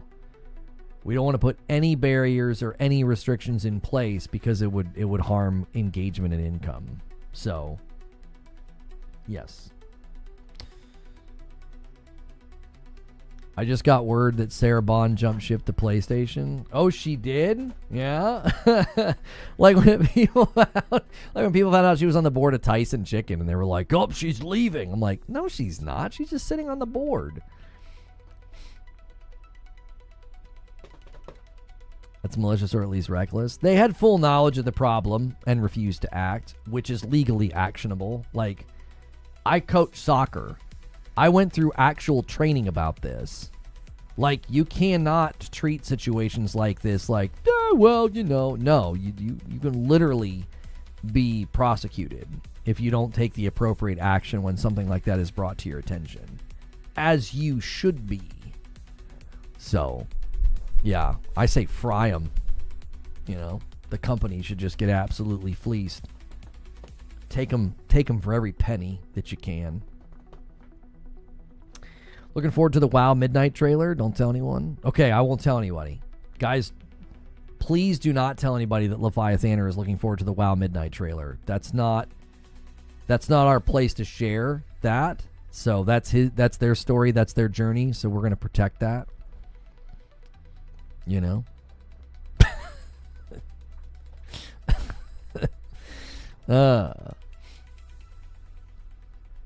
Yeah, I think we're going to get some gameplay of Resident Evil today. That would be, I think, a pretty easy prediction. Capcom's there with Resident Evil.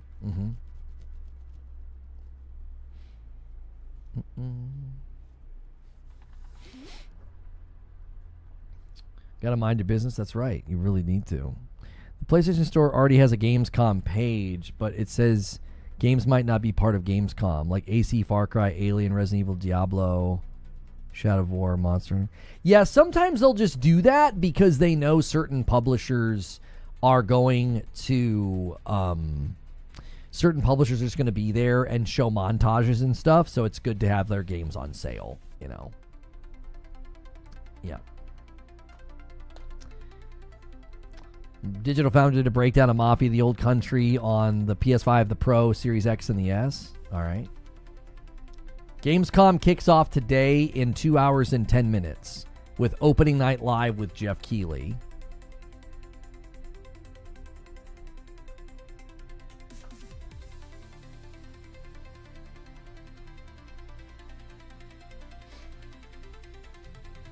So, if you're enjoying your time, if you're enjoying the tunes, enjoying the music, all original synthwave music here, we use AI to make it, but it's copyright free. We're going to try and make that available soon for people to use as well that don't want to deal with copyright claims on your content.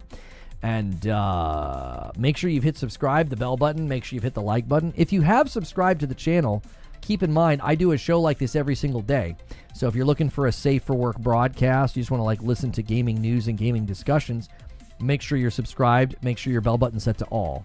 If you're only here for today's festivities and you will not be coming back, do not feel the need to subscribe. That's only to talk and chat or continue getting my content. You do not need to subscribe if you're just passing through. That's totally fine.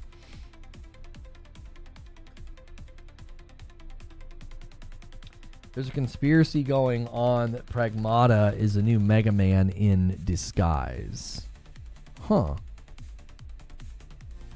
Do you think Marvel Rise of Hydra gameplay will be revealed today? I have no reason to think that. We've not seen much or heard much about that game. So, yeah, Pragmata looks good. The first outing of gameplay performance was a little shaky. A little shaky in the game, and I'm sorry, in the performance department. Yeah, no. Little shaky. So we'll see. We'll see how it fares. Looks good, though. Looks like a cool game. Looks like a cool idea. And I'm always anxious to try out new games that have cool concepts. Yeah, no.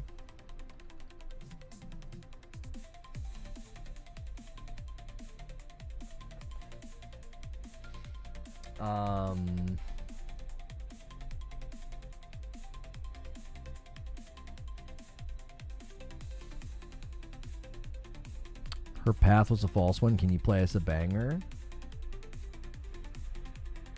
Oh, you're wanting to hear Discarded? Man, you got like lyrics memorized. No. We're not gonna play any of my music today. The music will be available on a channel very, very soon. Are you ready for God of War 6? We're in for a treat. Just kidding. Yeah, I don't think you're going to be getting no God of War. If you guys are searching for Gamescom right now, that's where most of you are coming from. You're searching for Gamescom 2025 or just Gamescom.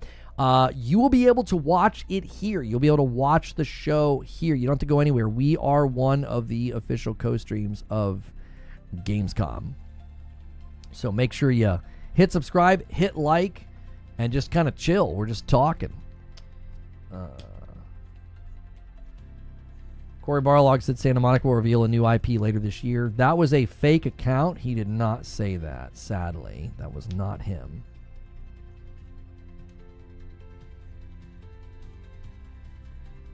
Here we're getting another state of play next month, so hopefully Sony reveals Venom in the 2D God of War game.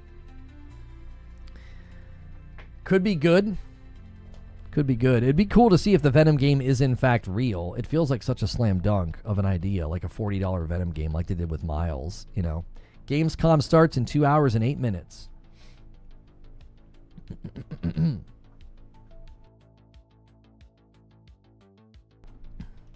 Anything you're looking forward to seeing? More Yotei, Silksong are kind of my two top ones. Yep. Did you prompt Seosin vocals by any chance? No, I've never even listened to them. A lot of people that have listened to my stuff are asking like, oh, is this who inspired it? Is this who inspired it? No. Initially, I was just messing around, and I tried to have it sound like one particular Project 86 song that I like, and I'm friends with Andrew Schwab, so like I wasn't trying to do anything like bad or evil. I was just playing with it. Like, pause. I was just messing with the tool. Well, obviously the stuff sounds nothing like Project, but it spit out something that kind of did, and over time it started sounding less and less like that. I redid all the original music so it doesn't sound like that anymore. And whatever sound it has now, I just continue to tell it, hey, replicate that. I like that. It all started with the song You're Fading. That was the one. So it was a cathartic exercise. It was just something I was doing that I enjoyed. I enjoy writing lyrics. I've always been a bit of a writer. And, you know, an application that allowed me to kind of make it come to life was, I don't know, pretty cool. So we are going to have a channel with all the music soon. I'm not out here trying to, you know, get rich off of AI music, but it's just something that I enjoy doing, and we wanted to make it available to you guys. Are you still writing more songs? Yes, I have. We're at like 92 now or something. It's a little out of control. It's a little out of control. Just this week alone, I've got 3, I think, that I did. So, I don't know. Stuff just comes to me. Lyrical lines come to me. Choruses come to me, and I just kind of slap it all together, structure it in a way that I like it. I know how to structure it so that the AI understands it as like, you know, verse, chorus, bridge. It's pretty good at deducing that with rhyming patterns and structure of how I put everything together. So it's been fun. I like doing it, and we're gonna have that channel up and running very, very soon. I mean, it is up and running, but it right now you have to listen to like an unlisted album because the lyrics were all wrong. I don't think they're going to drop gameplay of Intergalactic. I don't think they're going to drop gameplay of Saros. I think right now the focus is Yotei. I don't think they'll do much. I don't think they'll do much with Yotei. Yeah. What's the channel? It's the Faceless Forge. If you're interested. Right now you can subscribe to the channel. We're going to push it way harder and try and get that channel monetized once we actually have the albums over there. Right now you've got to go to playlists and listen to the unlisted album because the lyrical application that he used, like, it didn't hear my lyrics properly at all. So the lyrics are all original to me, and then the application just completely butchered them. So we're having to redo them.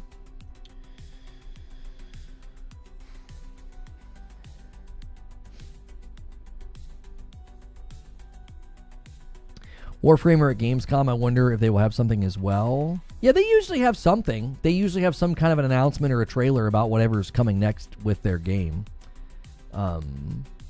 State of Play in September will likely contain Sorrow's gameplay trailer. Here's what I think they're going to do, Jack. I think if they do a State of Play in September, it'll be a mix of things, heavy emphasis on Yotei, and they will announce a Sorrow's State of Play for like middle of October, the way they did with Yotei.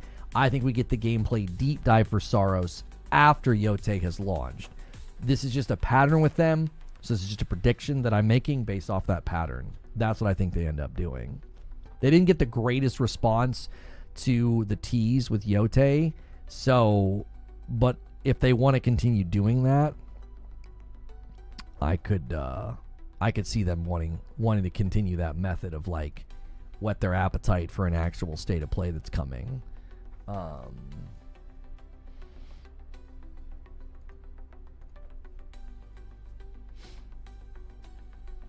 Yeah, Tokyo Game Show is end of September as well. Do you think Sorrow's is early next year, Feb maybe? It depends on when they started working on it. I mean, they delivered Returnal in 2021, so yeah, early next year would be a pretty good. That's a pretty good dev cycle for a game like that. I don't, Sorrow's will obviously probably be bigger and improved, but that kind of a game, it's not like you're building some big, huge 50-hour open world RPG or something. So I would think 5 years is plenty of dev time. 4 to 5 years for a spiritual sequel to Returnal. Returnal was a February game? It was, yes.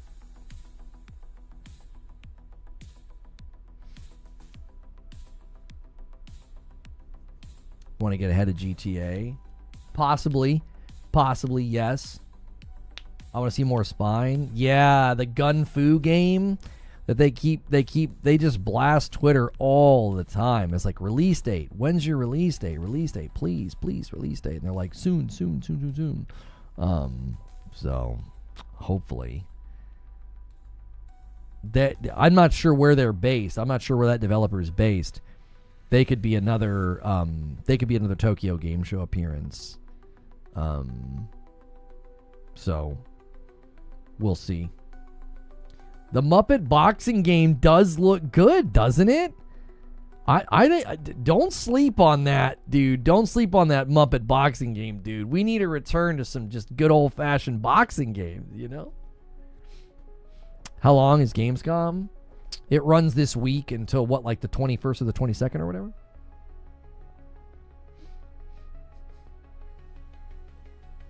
We need a release date for Replaced. Yeah, good golly, that one really kind of vanished after it was supposed to come out in like 2023 or something? Will Geoff showcase the Killer Bean game? I don't know. Criminal that Yotei's not getting multiplayer after the success of the Legends mode? What do you mean? Like, you feel like they should have added co-op to the base game? Is that what you're saying? I'm not saying they could. I mean, they could. I don't know. They did it to Returnal. With her Fireside thing, you could totally do that. You could totally invite a companion to fight with you in that game. I don't know if they would do that, though. That would be really freaking cool. Because I enjoyed playing through Returnal with my wife. It'd be really fun to play Yotei with her. Oh, yeah, make the second player the wolf. Yeah, we've already talked about this, guys. Come on. Let somebody play as the wolf. I think that's a dunker. Just dunk that idea right there. You can play as the wolf. Like, you'll sell an extra 10 million copies if you let somebody play as the wolf. Tsushima has a multiplayer mode with a gambit mode. No. I'm well aware of what Legends is. I've put a stupid amount of hours in Tsushima. It's one of my all-time favorite games. How do you know they're not doing that in Yotei? Have they officially stated there will be no Legends mode in Yotei, or it won't come later either? Have they officially said that? You really want Madam spamming the wolf attack? It'll be Donkey Kong all over again. Just... He's like, come on, babe. She's like, ha, wow, yo, wow. And like, everything's just getting destroyed in Donkey Kong. I'm like, can you chill, babe? Ghost 2's going to have that? Yeah, I don't think they've said one direction or the other if Legends makes a return. given that they added it for free, then sold it later as a standalone, I feel like it got good engagement. That would be odd for it to just be done and never happen again. I'm predicting WoW on Xbox. WoW won't be on Xbox. I don't know. I could see a WoW console announcement, man.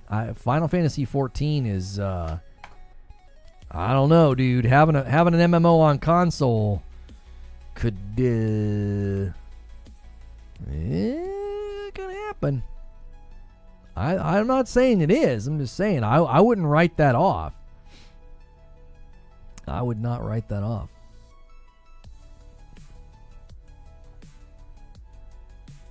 Oh, they said no multiplayer at launch. I'd be surprised if they did post-launch again without a way to monetize.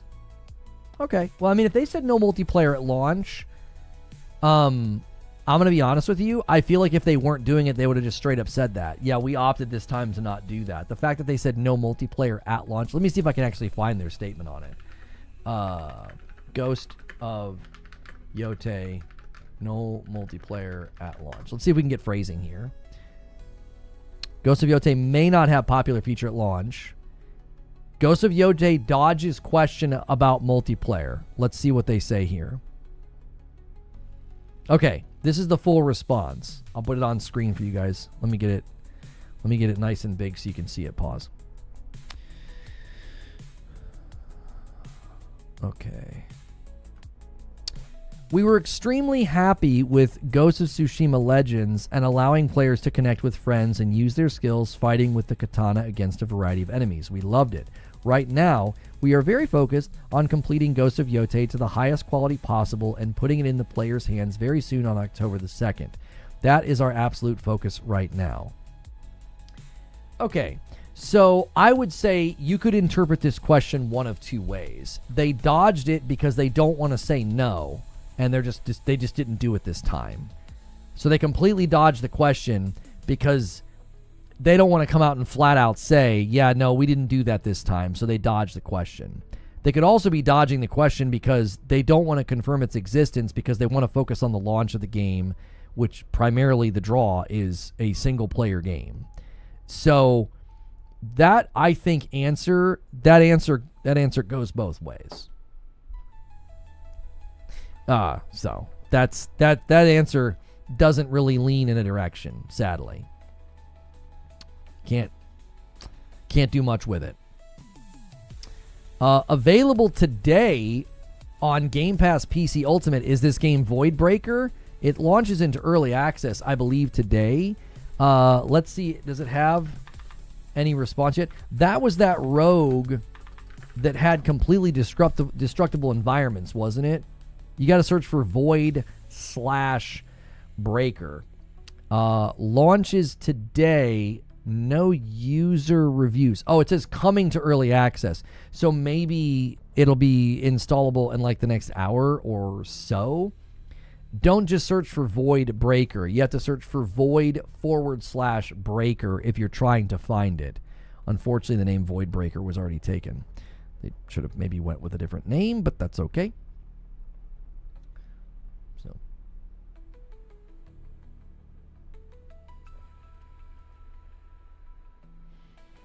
Let's see here.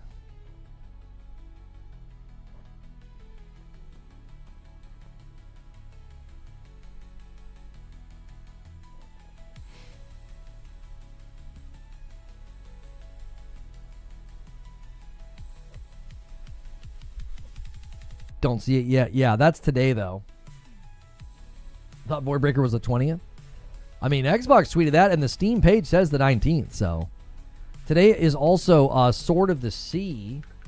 Let's see how it's doing with the users. It did very well with the critics. Sword of the Sea also has no reviews yet on Steam. That's unfortunate.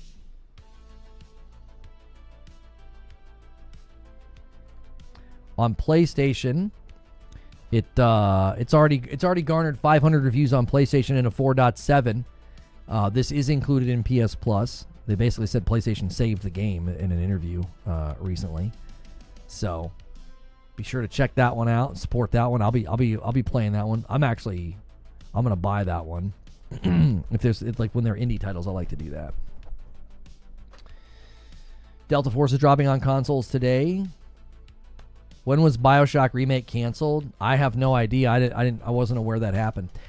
Guys, if you have not hit the like button yet on YouTube, feel free to do that. Also, you can help us move our goal along here with your Prime subs and your renewals. So always check to see if your Prime's up for use or if you have a renewal to celebrate. Oh. Sony announces lineup of in-zone gaming products, including a new keyboard, mouse, headset, and more. Nice. Thought they weren't doing hardware? Oh, yeah, they're completely abandoning hardware, turning into a publisher full slate. Yeah, I forgot about that. Journey vibes. It's not the same company, is it?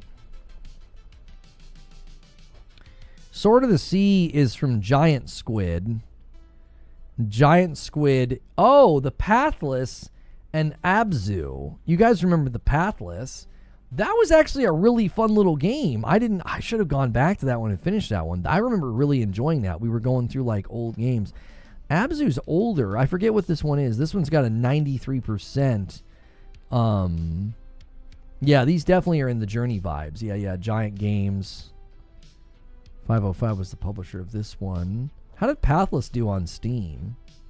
91%. Yeah. Pathless is pretty cool. That's pretty cool.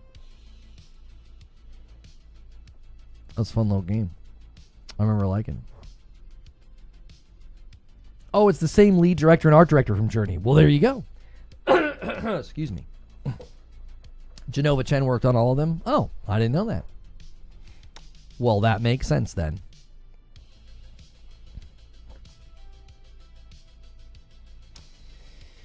All right, guys, we have about an hour and a half. We will switch to a new stream in about an hour and a half. We'll switch to our co-stream. This is just a waiting room. Just gives us a place to hang out and talk and get excited about different games that are potentially coming to the announcements today. Geoff Keighley going to kick off the event in 2 hours with Opening Night Live. You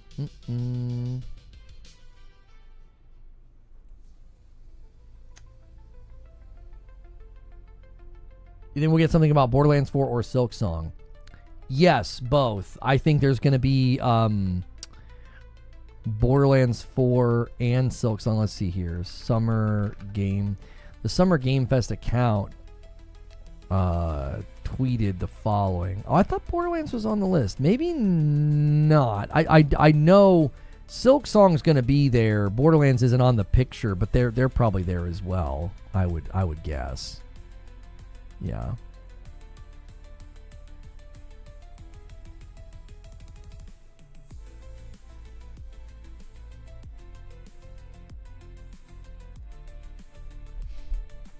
Did I lose is my app broken again?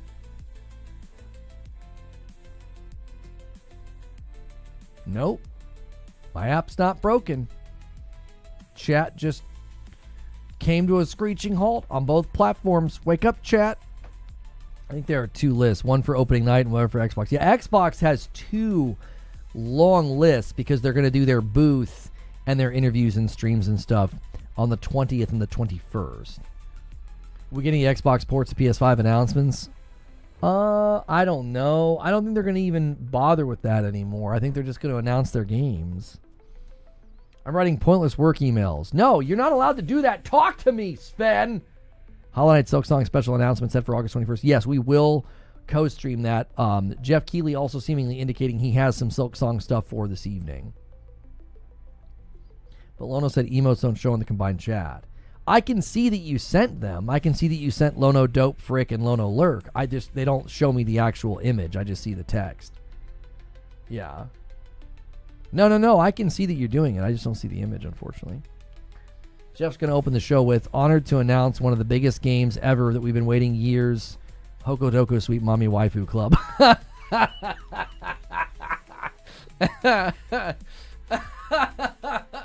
I liked when Geoff took that in stride when that one guy, what was the Keighley,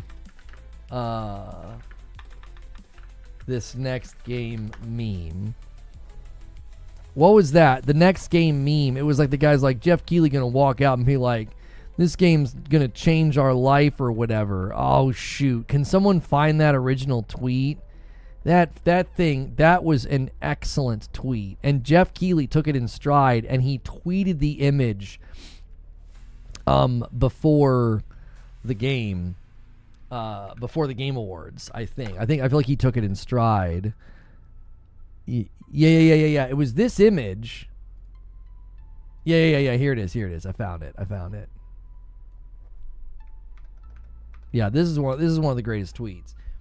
Said Geoff Keighley always be up on stage like, this is the biggest game I've ever had the privilege to reveal. This is going to blow your mind, and I'm terrified life will never be the same after it. And then the game looks like this.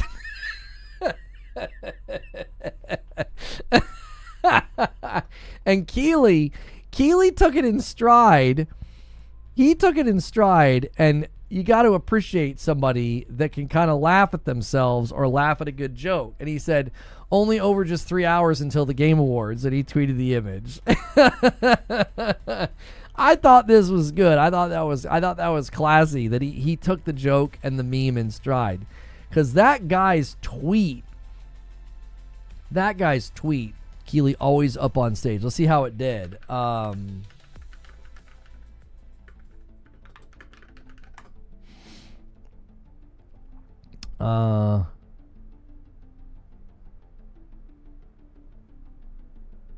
No. What's their username? Hattie. I want to see what kind of numbers that thing did.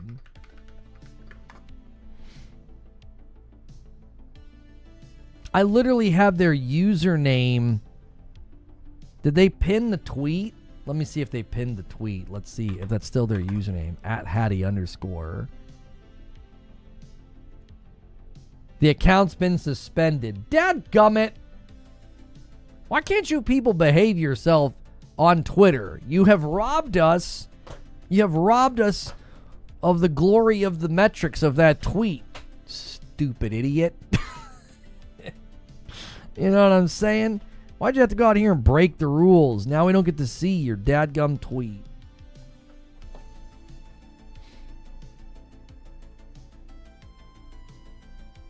They didn't want to pay for that tweet? What do you mean? What are you talking about?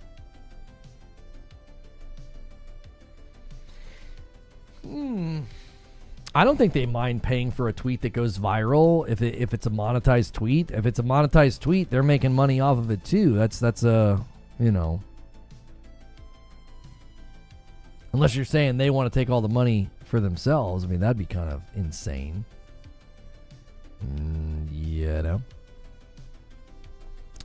Checking the feeds right now to see if we got any more hints, clues about game reveals, game announcements at Gamescom 2025. If you guys are just now tuning in, this is a waiting room for Gamescom 2025. Be sure to hit the like button. Try to get us to 400 likes. That's what we're working on next. If you hit subscribe, you can talk on the chat. You do not need to subscribe, though, if you're just passing through. Like, if you're not going to come back and watch the content in the shows, don't feel the need to subscribe. We do a daily talk show, Monday through Friday. I am safe for work. As well, so a lot of people throw me on in the background of their workday. If I get you through your workday, consider supporting directly. We are a fan-funded operation. I was checking on Hyperlight Breaker to see if the Steam score got any higher. I did test out if you guys didn't see it, they added a performance mode to Revenge of the Savage Planet. So this is the quality mode right here. You'll notice the frame rate, very stuttery, very blurry, almost like a blurring effect, because that's obviously 30 FPS. They have a middle of the ground mode called Pretty Fast. I believe this is probably targeting 40 FPS. So better, but not ideal. This is not what I would want to see. And then I'm going to showcase the third one, which is the fast mode. And this one, as you can see, is significantly smoother.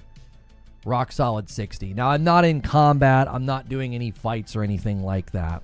But Revenge of the Savage Planet pushed out that free update yesterday. So good on them for doing that. That was a significant absence when the game first came out. It was like I found it to be unplayable. Madam and I played for like an hour. And Behemoth comes in with a 5 bomb of members and gets us to 138. Boys, I'm back to my roots. I'm gifting every 25. I'm gifting a single member every 25. So keep the good times rolling. And we are now 12 away from the next milestone. Thank you so much, Behemoth.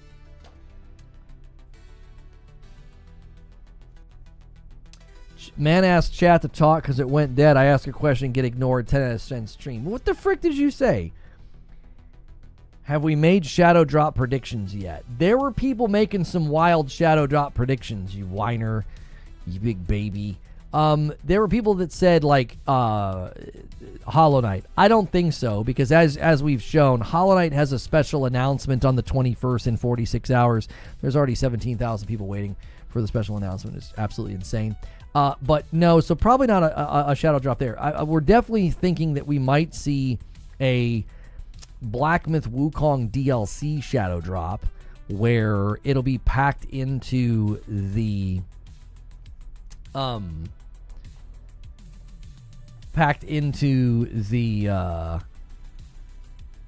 delivery of Black Myth Wukong on Xbox.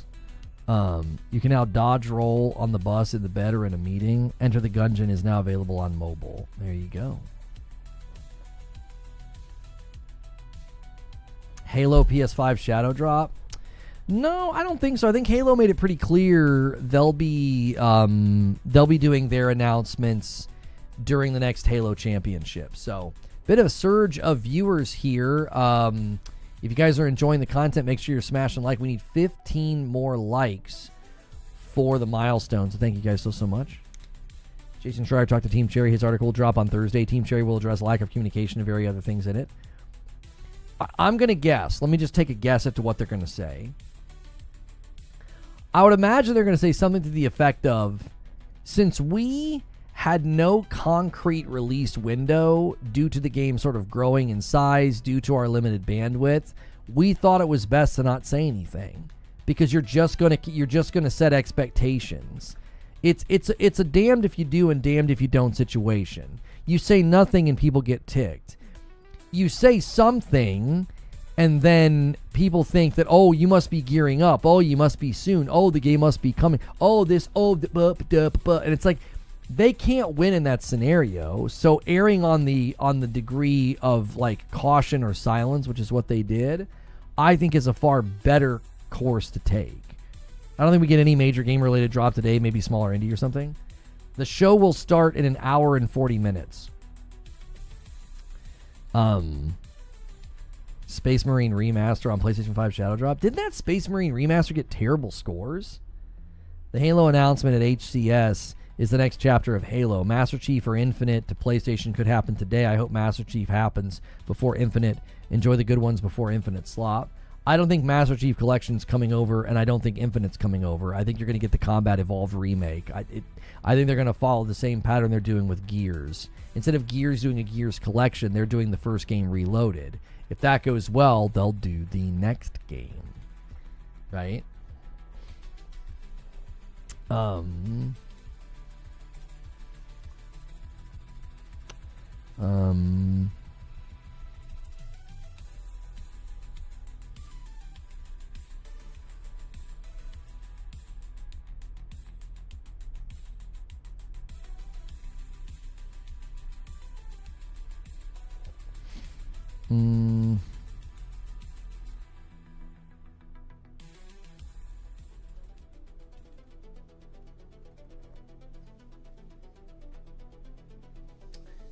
Yeah. Helldivers is doing the Halo crossover. We looked at that trailer earlier. That official announcement hit today.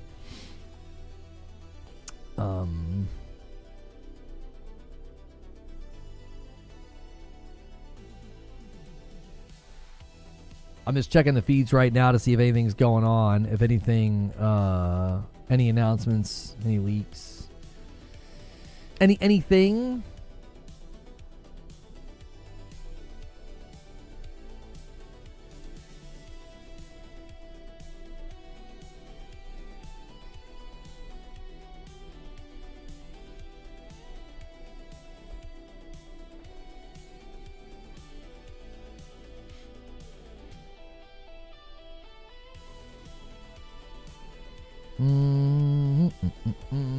While we're waiting, if you guys see anything, throw it in my Discord, or you can tell me to pull it up. There's different trailers and different things we can find relatively quickly.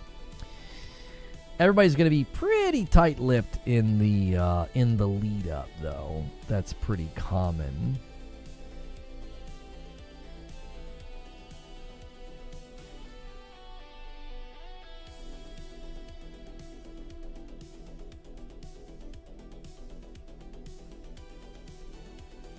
Shake my head, no timer on screen. Hey, what do we did one a while ago, didn't we? Yeah, I forget how we did it. Apparently YouTube glitched and showed the Silksong premiere as 1 minute and 53 seconds. Not sure how real that is. What do we expect for this show? I mean, we've got locked in things like Black Ops 7. You know, Geoff Keighley hinting pretty heavily he's got something for Silksong. We also know from the list that there will be other major titles there, like Ghost of Yotei.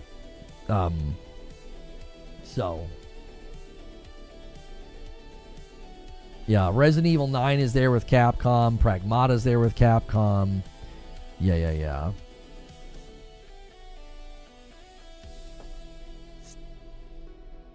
Just in case if anybody here is lurking, listening, or watching, and you're one of the people that sends those thumbnail emails, just save yourself the time.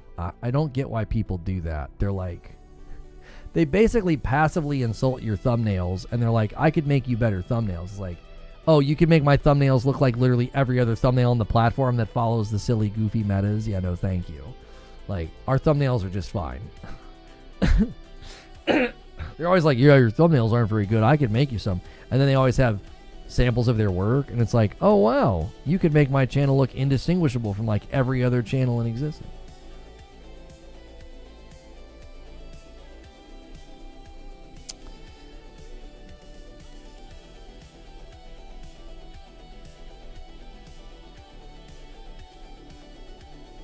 Lono doing the shock phase.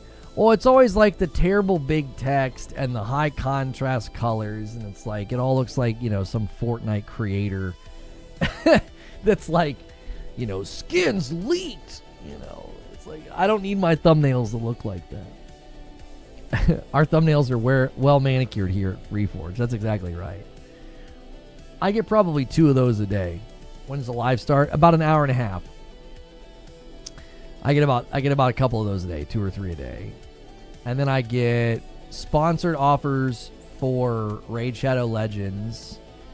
And then, yeah. Counting down to, is that what we used? All right. It's going to get event name. Opening Night Live. All right. It's today. It's today at 2 p. Okay. It says 30 days. Huh? Oh. I was like, 30 days.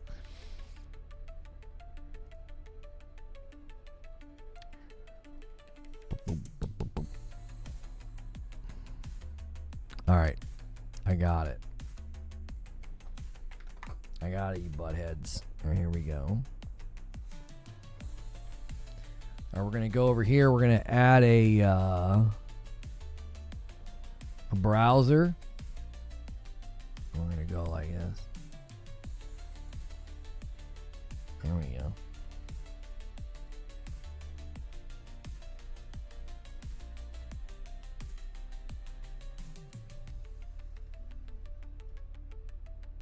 There you go. There you go, gents. Ask and you shall receive, or, you know, whine enough and I'll finally do it. Whatever the saying is.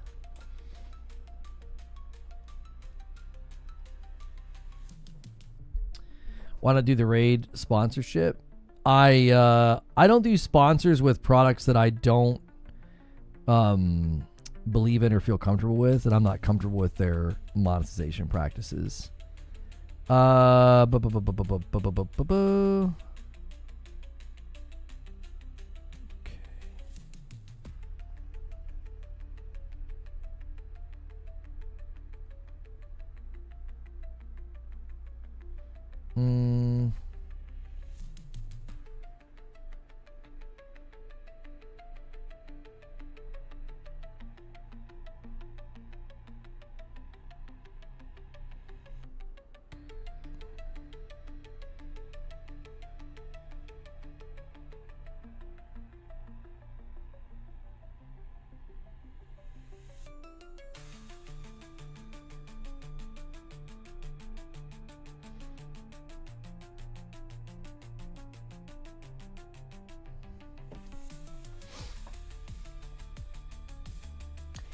Maybe levels from the movies. Oh, the Indiana Jones DLC. Yeah.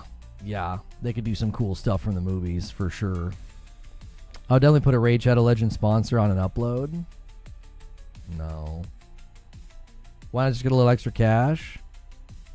No. When I was at the height of my earnings, I was offered thousands of dollars every month to do Raid Shadow Legends, and I always refused. I walked away from... I think on average, probably every quarter, I walked away from about somewhere between $5,000 and $10,000 in sponsored offers because I didn't like the offers. I didn't like I didn't like what they did. There was one that was absurd. Like all I had to do was get people to put their email in, and I was like, no. I didn't like the company. I didn't like what they did, and I was like, no.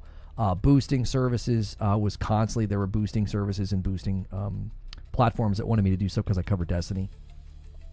Thousands of dollars. I walked away from $1,000 a month stipend from G Fuel. I wanted to go with an open label company because I have a daughter with an allergy, a food allergy, and I'm in favor of open label. I want to know everything that's in it. And G Fuel wanted to keep me. And they countered when they heard I was walking, and they offered like $1,000 a month stipend just to stay with them. I wouldn't have to do anything. I wouldn't have to promote it, drink it, whatever. Just keep the logos up, and keep all the commands and all of the descriptions in place. It was like a $1K a month stipend, and I was like, no. So I broke with them on principle. I wasn't like anti-G Fuel. There were a lot of people that went anti-G Fuel, and they were very critical of them. And I was like, nah, I'm not like going against the company. I just no longer wanted to work with them. No, they do proprietary recipe clause where they don't list the exact amount of everything. So they can put like a pixie dust amount of a vitamin in there and claim there's a vitamin in there. So yeah, in general, when those types of offers come through, if I don't feel comfortable, I don't do it. And that's just how I've kind of always operated. Even now that, we're in a situation where we kind of need a bit of a bounce back in that department, I still turn down offers like that. Yo, it's good, Abe.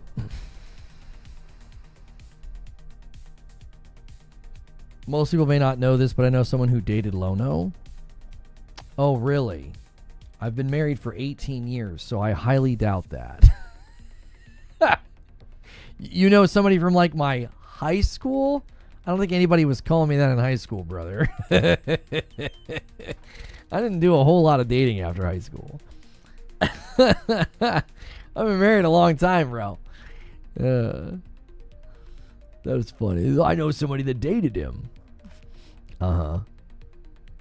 It was me. It was me. I dated him. That's true. That's true. I dated my wife. This is true.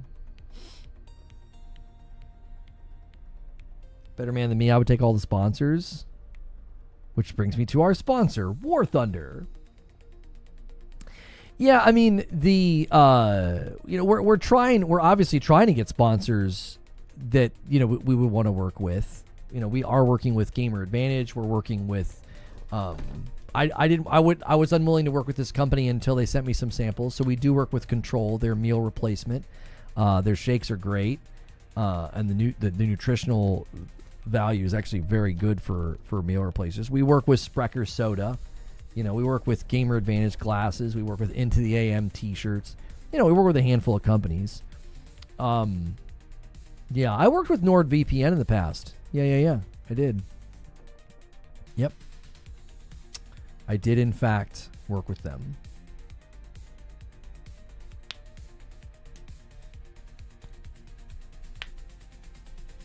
Yeah, that's a countdown for Gamescom. I put that there for myself.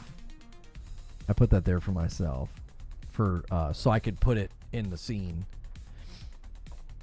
Yeah, we work with Andaseat, but it's just for this chair in particular. I don't have a code for like their whole website. So, yeah.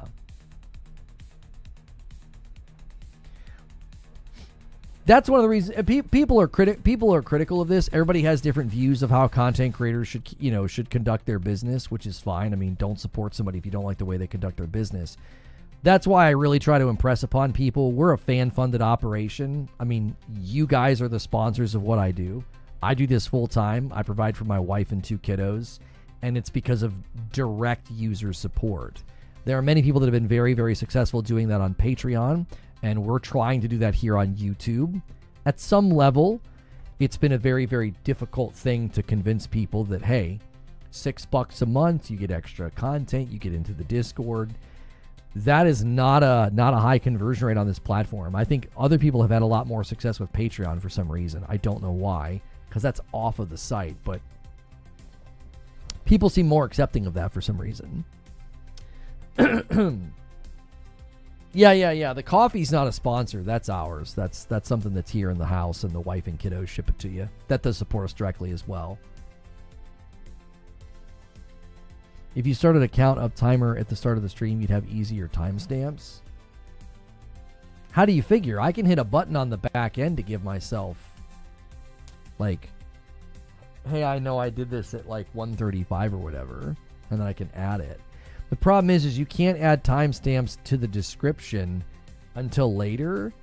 Like right now, if I started talking, I said, okay, the timestamp was 2:31:24. It's not perfect. Later on, it'll be off by like a minute or two. It's never exactly right. You've always got to go back and do it manually once the VOD has been, once the stream is no longer live.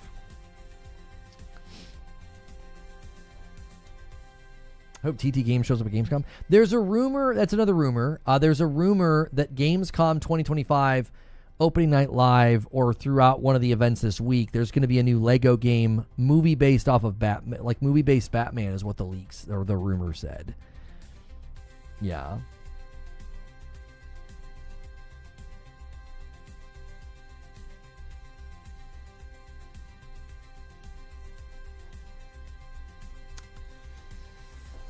Will people say that PlayStation 6 is holding back games and the next Xbox is more powerful? Or is it only the Series S? Well, the Series S was a unique situation because you started out the gen with a hamstrung box. Like, developers spoke out against it and said the memory bottleneck was going to be a challenge. It's proven to be a challenge time and time again. So nobody's saying that. There's clear evidence that the Series S is making it difficult for games to ship on Xbox. The situation with the PlayStation 6... The current leaks making it seem as though, well, the next Xbox is going to be stronger. I think what you're doing is you're making a mistake of comparing them, because the next Xbox will of necessity be stronger because it is going to be a PC console hybrid. So it's going to need to be able to run, PC games, Steam games, Epic games. It'll probably be pricier as well in accordance to its strength and its versatility. I don't think Xbox is trying to do like a power competition between PlayStation any longer. I think they're also trying to push more into Windows gaming devices. So PlayStation's going to kind of continue to try to keep costs down on the device and also have leaps. I also think the bigger leaps on the PlayStation 6 will likely come from the machine learning and the AI and the Project Amethyst developments that we're seeing. the FSR4 sort of being the first example of this, and they're going to kick that algorithm back to PSSR in 2026 to even make the PS5 Pro better than it is now. So that's not surprising to me that like the Xbox is going to be stronger. It's going to serve a completely different purpose. And so I don't think somebody's going to turn around and be like, oh, PlayStation's holding back games. Well, yeah, I mean, is PlayStation holding back games right now? Their systems are weaker than the strongest PCs you can buy, and yet nobody would argue that. Developers are seemingly really enjoying tapping into the new power of the Pro, the new advanced ray tracing, the PSSR, and getting that, PS5 Pro Enhanced label. So the developers are showing a proclivity and a preference of PlayStation. They seem to like the platform.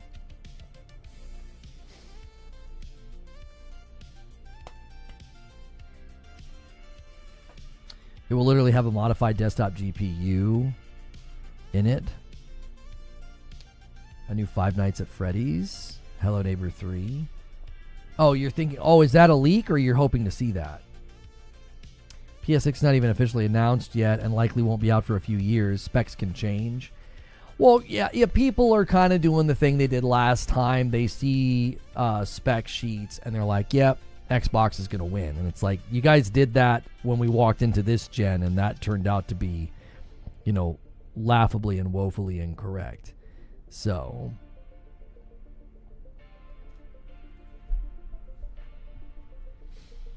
I've always wondered if it would be better to have Microsoft buy Sony and let Sony run and manage the gaming sector. Use Microsoft's FU money, but let Sony run gaming. Yeah, I wouldn't want Sony to be purchased by Microsoft. I don't like Microsoft's ownership of anything. I think they're not a good. I don't think they're a good company for creative process. I think I get what you're saying, though. You're like, let a company that seemingly just has a better understanding of creative process than Microsoft does. Microsoft is just too utilitarian. Like, I think a lot of times when these discussions happen, people think that you're like fanboying or console warring when you're critical of Microsoft. And they don't understand that Microsoft as a company is very different than Xbox. Like, Microsoft is a software company. They're a tool company. They build tools. And being utilitarian is just not a good outlook for building things creatively. So they'd have the money to make the best high quality games. People forget you used to be an Xbox fan. Well, yeah. Some of my sharpest criticism comes from fandom. Like when I was a fan of Destiny, and I was heavily critical of that game consistently. Same with Microsoft and Xbox. Microsoft would be great running things that don't need creativity. Garbage collection, construction, basically anything the Mafia would be into. This is true. Zubair said, we need to stop saying PC console hybrid. I think we need to describe it as an Xbox that will play Steam games. The former is confusing and open to interpretation.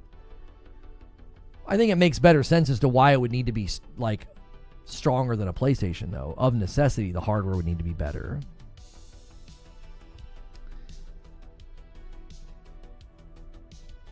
Xbox is best box. PlayStation is overrated in 2025.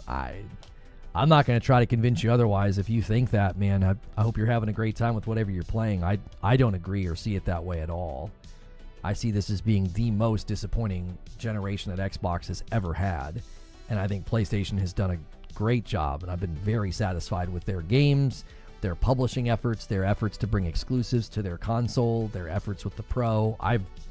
I have very little qualms with them. I think they made some dumb decisions with live service. Hopefully they have course corrected on that, because I think they wasted a lot of time with Bend and Bluepoint. I also think they completely misfired on Concord. I also think they need to cancel Marathon. But, yeah, what games? Do you want me to list every single exclusive or first-party game I've enjoyed this gen? Like, don't you guys get tired of having me do that to establish that it's actually been a very good gen for PlayStation? I mean, you can wear a blindfold and put earplugs in and ignore how many great games they've either published, secured as an exclusive, or made themselves. I don't know. I feel like people just refuse to see reality. Returnal, Ratchet and Clank, Horizon Forbidden West, God of War, Spider-Man 2, Helldivers 2, Stellar Blade, Final Fantasy 16, Rise of the Ronin, Astro Bot, Death Stranding 2, Yotei's right around the corner. I probably forgot some. Like, Those are just the ones off the top of my head that have been either published or procured as an exclusive for that platform. And then all the work they did with the PS5 Pro to bring enhancements to games and make them look better and run better. And then their efforts with like The Last of Us Part 2 remake, I thoroughly enjoyed experiencing that the first time as a remake. I enjoyed playing, remaster. I enjoyed playing Part 1 as a remake. It feels like a next-gen game, which I thought was incredible. I don't know. We added up all of their efforts within publishing, exclusives, or their first-party studios, and they average, it's like 3 or 4 exclusives a year. This whole weird thing about, well, they don't own the studio. If that matters to you, it doesn't matter to me. I don't see why that matters. That seemingly only mattered when one side had started spending so much money to then claim ownership of games. If apart from that, I don't really see why it suddenly mattered. It only mattered because one side opened up the checkbook and suddenly started buying games and studios that were in progress. Let's hear his top list of Xbox games. I liked Doom: The Dark Ages. I praised Indiana Jones, even though it wasn't for me. I thought it looked very good and it seemed like a very well-built game. I liked South of Midnight. I'm really hoping they revamp combat. Eventually it'll probably come to PlayStation. It doesn't have to. I already can play it, but I would love to see them kind of revamp and improve combat. I thought South of Midnight was quite good. Everything else has been pretty disappointing. Halo Infinite was a joke with how they delivered it. The people that tried to do rose-colored history on that game, it's just embarrassing. The lack of standards there. Yeah, Hi-Fi Rush. Oh, not my list, his list. Oh, right. Yeah. Yeah, like the comparison is just there is not a comparison. You can do bad faith list comparisons on Twitter where you retroactively include things like Ghostwire Tokyo and Deathloop that the list comparisons on Twitter are so bad faith because they basically try to leverage games that have nothing to do with Xbox, and even some of them started out as PlayStation Time exclusives. It's just weird, and it doesn't actually communicate the value that most of us were looking for and most of us wanted to see. It's just the weird Calvin ball. That's what I call it. It's like this, make up the rules as you go so that you can always win. That's what the whole thing is now. It's why I don't even, it's like, if I can save myself from, covering some of those things, I just don't do it. It's not exciting or enjoyable, Oh, they won. Why? Well, all their games are selling well on PlayStation. Okay. That wasn't what determined who was winning 3 years ago or even, 8 months ago, but that's what it is now. It's basically like whatever they do is what determines what winning is. Going multi-plat, going publisher strat, putting games on their platforms. That's winning. That wasn't winning a while ago. That's winning now. You see what I'm saying? Like I said before, I don't feel like a lot of the times you're dealing with a position that comes from a place of conviction. You're dealing with somebody who's just spouting marketing. They're just parroting the marketing. They're like, well, Phil said this, and this is what Xbox is saying, so this is what I believe now. Oh, okay. It doesn't feel like it comes from a place of conviction. It doesn't feel like it comes from a place of people who have been gaming for a very long time. It feels like this. It feels like I'm talking to somebody who's reading from a marketing sheet. That's what it feels like.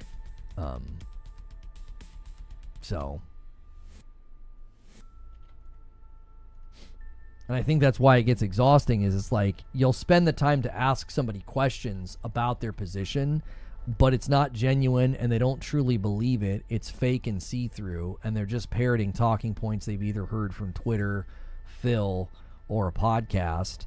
And when you ask them questions, they'll just get very antagonistic and angry. Like 9 times out of 10 when we've had this discussion with people and I just start asking them questions, it's like you can just tell it's not a genuine position. They don't really believe it. It's just a parrot. They're just parroting. Like, well, this is what we're saying now. All right. My conviction on these issues hasn't changed. My position hasn't changed. I've maintained my view on what I want and what I'm looking for and what I want from games and what I want from companies, and I haven't budged on any of it. And thank you, Abe, for ordering 3 bags of the light roast, man. I appreciate it. Thank you guys for supporting the channel with coffee orders. You can also support directly with the tip command. One of the best ways to support is to smash the like button and hit the subscribe button. If you're tuning in right now looking for Gamescom, we're going to switch gears in 45 minutes to a new stream and co-stream. This is just the waiting room. We're just hanging out. You can hit subscribe. You can hit like. So,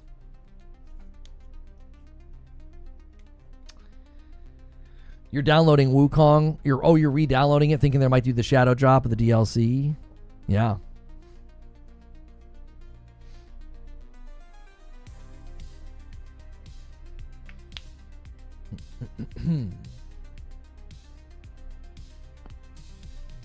$2 super chat from Ultra Nerd. Thank you so much for the $2 super chat. And then Stone Spire. I know what Stone Spire is going to do. He's going to try and tempt the 10 bomb here. He's going to do another single and make this 140. Twitch, YouTube, now's the time to ramp it up. We can go a little crazy with the member gifting bomb. We got a lot of people tuning in. Let's show them what we're all about here. We're at 140. Whoever makes this hit 150, I give that platform a gifted member. Every 25, we're back to our roots. Every 25 I gift. Whoever hits it gets it. So we can have a big day. Make sure you're smashing the like button on YouTube as well. We could hit 500 likes in the blink of an eye. So many people here right now.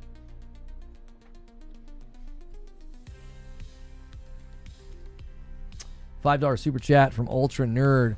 I forgot to type my message, but I just wanted to ask if the new WoW Midnight stuff will be announced here. I think so, yes. And Joker Quinn says that 10 bomb's going to be an Agent of Chaos. Thank you so much for gifting a member, Joker Quinn, one of the kings of the single gifted. Either side can steal this right now. See if Twitch rallies to make this a competition today. I don't think GTA 6 will have a presence here, no. No.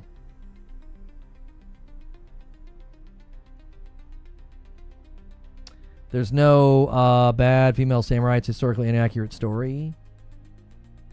So you've said a couple of things today here that tells me you're either ignorant or you're dishonest. Neither are welcome things in discourse because it's just disruptive and you probably don't really even care to get to know anybody here or be a part of our community. She's not a samurai. She is basically like a mercenary, like a warrior.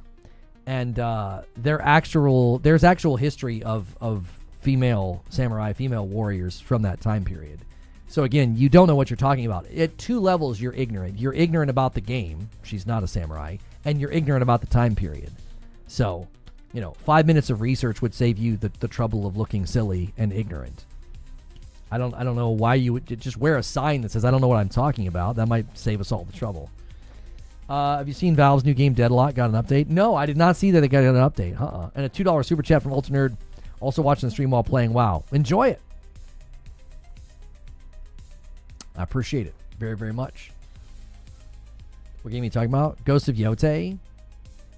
People are going to insist that game is woke, and they're going to look about as stupid as a lot of the anti-woke nonsense this year has looked. They're going to look stupid. AC Shadows, all the sales reports keep coming in. Game was very successful. Second most commercially successful Assassin's Creed behind Valhalla. Failed. Absolutely failed to come to fruition. They did the same thing with Split Fiction, and it crushed it, and it did well. They did the same thing with Kingdom Come Deliverance. They tried to claim, it's woke, there's gay stuff in it, and it did incredibly well and got great review scores. They're trying the same crap now with Yotei, and all you got to do is look at the reception of the trailers, look at the reception of the pre-orders, and look at the like ratios. I want these people to know how wrong they are and how small they are. No one agrees with you. No one aligns with you. You've got your group, your minority that yells and screams about this stuff, and everybody else is not in your group.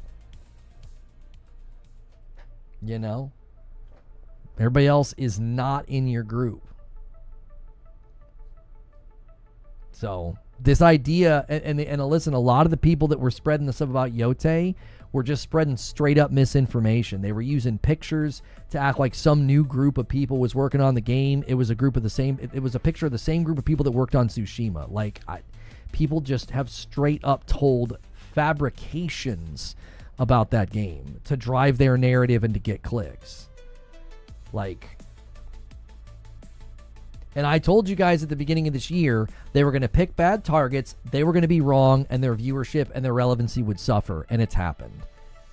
It's happened. We're 8 months in, and a lot of my predictions about that have come true.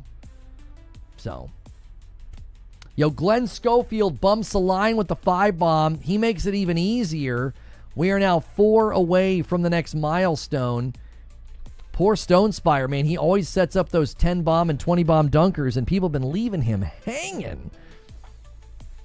Saw someone call Aloy a boy. Well, they tried to do the same thing with Horizon. Stop trying to make Horizon a thing. 38 million sales is pretty strong. I mean, they try to claim that they made Aloy woke. They used Photoshop pictures of her face to make her look chubby. Game has been incredibly successful. Like, I'm telling you, these people will just absolutely walk themselves out of the industry and have to talk about something else because they're consistently and egregiously wrong because they don't tell the truth. Like, you can't have accuracy in your content if you're willing to compromise your integrity to just lie about games and I got an email and they did this and they swapped that and somebody told me this. They're never telling the truth. It's always made up. It's always made up. I enjoyed Tsushima, but having seen Yotei, I've yet to feel like I need to play it at launch. Maybe that will change when we get closer to launch. We'll definitely play, but probably not this year. I mean, I don't think they've tried to overhype it, which I think is a good sign. They've shown the game and it looks good. It looks quality. It looks significantly upgraded from the first. Graphical fidelity, animations, moves, like size, scope, draw distance. Like, it looks like a big step up. But I don't think they're trying to hype you up. Tsushima, when they first showed it, was like, yo, what the heck is that? How do you do that again? They're not going to wow you again. They already did. Now it's like, okay, we got ourselves a franchise. It was like going from Horizon Zero Dawn to Forbidden West.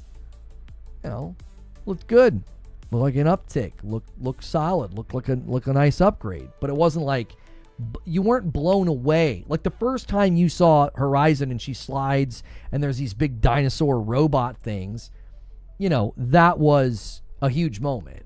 It's hard to do that again. It's like, well, now you kind of already know how the world works. You kind of already know how that world operates. You're not going to be blown away again. It's a franchise now. Sequels are always going to, I think, struggle in that regard. Yeah. It's strange how they use real life scenarios on game characters like any would happen in real life. Like my game's exaggerated and fun.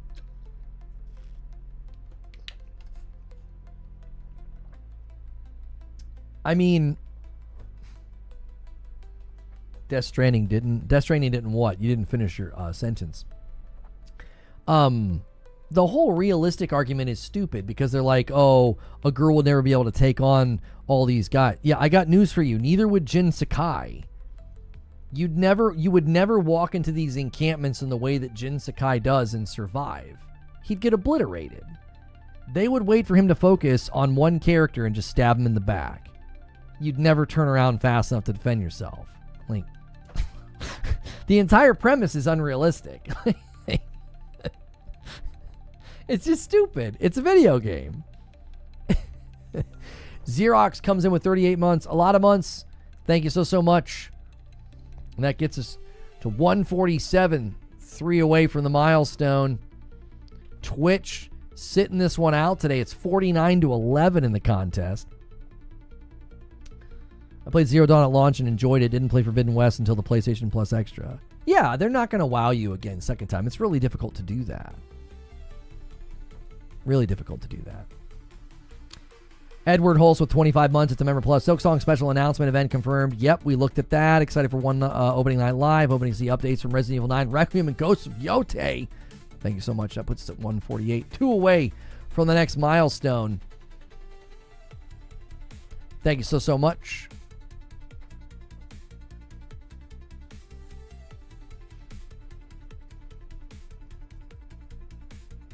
Forbidden West is vastly better than Zero Dawn. Well, yes, but what I'm saying is it's hard to wow you again. Does that make sense? That first debut trailer for Tsushima, I'll never forget it. I just won't. It was impactful. It's like, oh my gosh, I want to play that. Yotei looks great. I was very excited. Thank you, Glenn Schofield. Looks like this is going to be a slow walk to 150. Hopefully Twitch doesn't steal it, as they've been sitting this one out. We'll see. It's just dangling right there. 51 to 11. And there it is. Glenn Schofield secures the 150 milestone for YouTube. I now owe you guys a member over here. Black Ops 7 has new artwork. These are good days to go crazy. Welcome a bunch of people to the community. Excuse me. Excuse me. Sorry. Jeepers. All right, let's see here. I owe you guys a member. Boom, boom.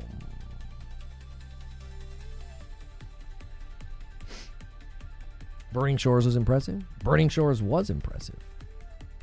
It was.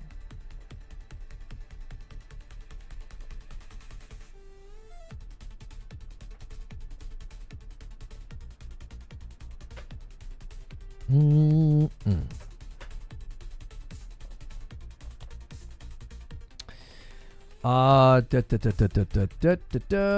am I getting so many notifications here? Hang on a second.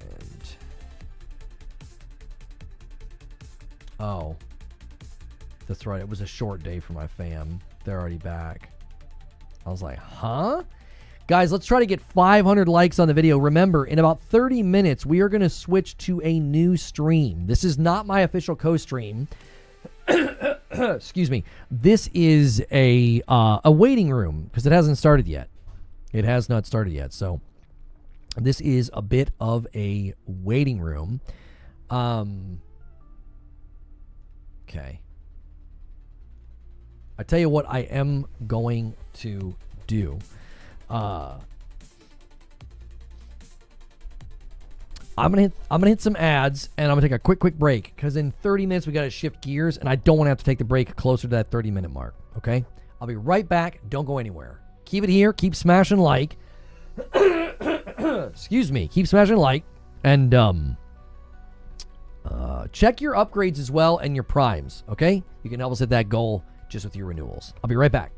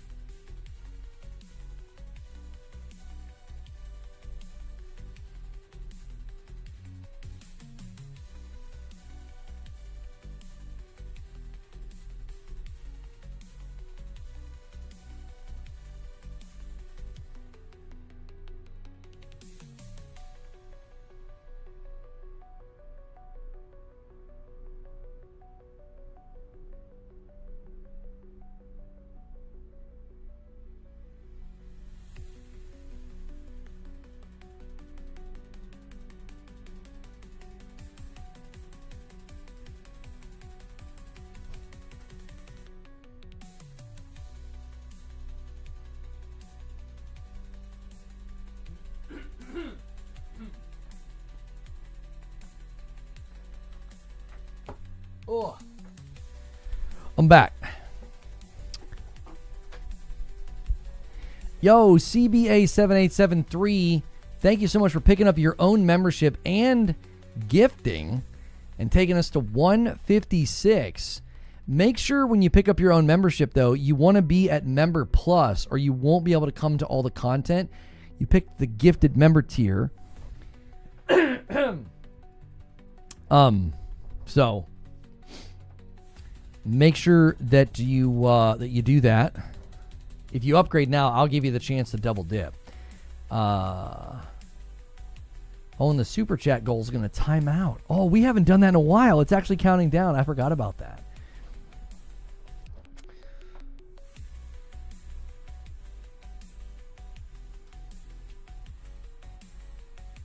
We need games that have male protagonists like Dead Space, Halo, Doom, Gears of War, Half-Life, etc. I don't like controlling a female.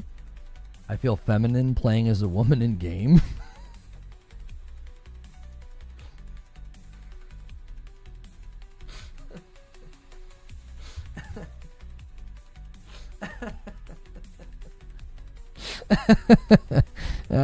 Thank you. There it is. CBA just upgraded. I'm counting that as a double, by the way. I'm going to give you double credit. There we go. 157. This becomes 58. That's good. That's comedy gold right there. There's not enough male protagonists, boys. There's not enough. We need more. You know, even though a Doom came out this year, you know, even though Death Stranding 2 just came out, you know, it's got, you know, Norman Reedus as the lead. It's just not enough. It's just a huge shortage right now.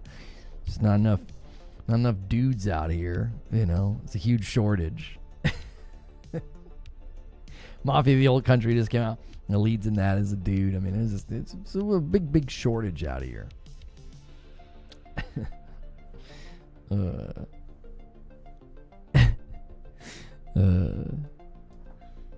It's just not enough. Excuse me. Oh, that's right. Kingdom Come Deliverance 2. Yeah, that one as well.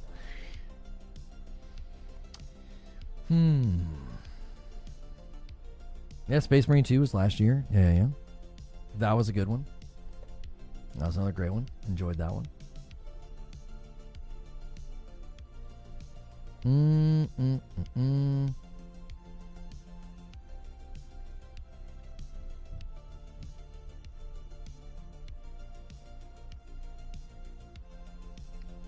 NRO being dismissive about everything? I don't know who you're talking about.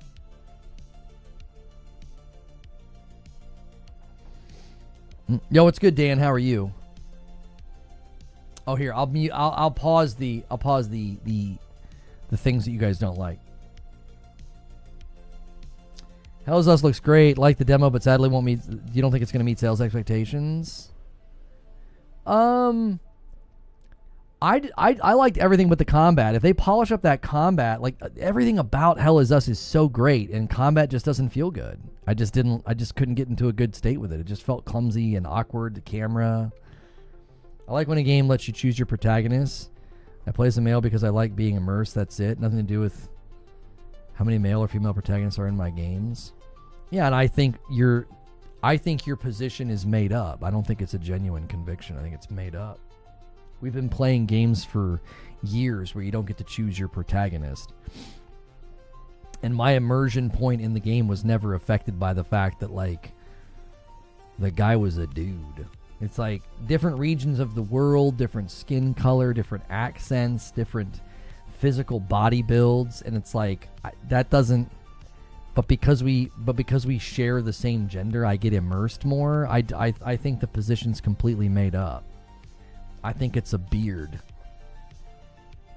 I think people wear it to make it seem like, well, this is my position on it. It's like, no, you just made that up because you never felt that before. We've been playing games for years where you don't get to pick your protagonist. It's their story, it's their world, it's their name, their family, their backstory, all of it. And you've never once been like, well, the reason I enjoyed this so much is because it's a guy. It's like, no. Like, that's completely made up. It really is. Because there's plenty of games where you don't get to pick, and Hellblade 1 is an example. Loved it. Returnal, loved it. Tomb Raider, loved those games. And I've never once been like, I just can't get into it, man. I think it's completely made up. I've been playing games for years where I create my protagonist. Yes, and those serve a particular function. So if you're talking about a game where you create your character and you want to put yourself in the game, that's a completely different scenario. We're not talking about a game where you get to create your own character. I said, over the years, we have all played games where you don't get to pick your character. So you weren't listening when I said that, because now you're arguing a completely separate point. Why do you think games let you create your character? Because the intention of the game is to allow you to have more control over the character. But a game like, for as an example, it would not be an effective story if you could create your own character. There is so much art direction, care, writing, and character development that goes into that game. I watched an entire video about it just this morning about how it does such a great job with his character arc with Atreus and with Kratos, and how it was just Kratos and Atreus are like journeying together, and the father-son dynamic and all of that. That doesn't work if you create your own character. We just arbitrarily claim this. Not we, as in like you people that claim this. You only claim this when it's a girl. It's like nobody ever balked and was like, I don't know if I want to play as Jin Sakai. Why can't I make my own character? You're basically saying people don't enjoy picturing themselves in games. That's crazy. That is crazy, because that's not my position and you're straw manning. So yes, of course, you're arguing against something I never stated, which makes it easier to argue, although fallacious. I never said that. I said we have been playing games for years where we don't get to pick the character, and no one was like, dude, I can't play this game because I it's not a guy. We've been playing games for years. Tomb Raider as a franchise is a perfect example of this. No one was like, oh dude, I'm too used to playing as Duke Nukem and Doom Guy, I can't play this game. Because we didn't have the choice, we didn't have the option, now we do. No, what you're doing is sweeping reductionism, which is also a form of fallacious argumentation. There are tons and tons of games every year that come out where, no, you don't have a choice. You're ignoring all those games to argue a point that is completely superfluous to the discussion. I'm not talking about games where you can create your own character. I'm talking about games that tell a story about a particular person, right? You only insult? No, I'm not insulting you. Insulting you would be calling you stupid or an idiot. Dismantling your argument is not insulting. You dismiss everything they say? I'm sorry that you argue in fallacious ways, and having that pointed out to you is upsetting, as you literally followed me 5 seconds ago to talk about this, probably because you're banned on my YouTube account. But the point is, there are games that seek out to tell a story. Death Stranding 2, God of War, Ghost of Tsushima, Tomb Raider, The Last of Us, Uncharted, where you don't make a character. And those games don't work if you could make a character. The story of Kratos, the story of Joel, the story of Jin Sakai, the story of Nathan Drake. None of these stories work if you can create your own character. Trying to ham-fist that into every game where they make you play as a girl, like, that to me is a complete ludicrous conflation of categories. You're basically taking gaming categories and just blending them all together. Well, I should always be able to create my own character. That's idiotic. You don't want that in story-driven games. It would ruin them. Imagine you make Kratos look ridiculous and give him long hair and make him really skinny and make him dainty and dumb and derpy. That would ruin the story. You would not be able to tell an effective story. When we read stories like The Lord of the Rings, or we watch an amazing story like Breaking Bad, take place. It works because you've got characters that have been cast, and there's wardrobe, and there were auditions, and everything goes into the execution of that story. There are games that do the exact same thing. They set out to tell a story, and you come to it with this baggage and this insistence that, like, no, I need to be able to make my own character. No, you don't. No, you don't. If that's what you want from a game, you should be looking for games that allow you to do that.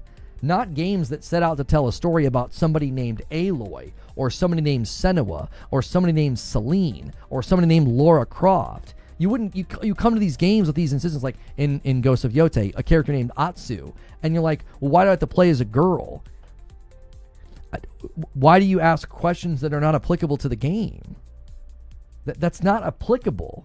Nobody comes to God of War and says, why do I have to play as a guy? It's a story about Kratos.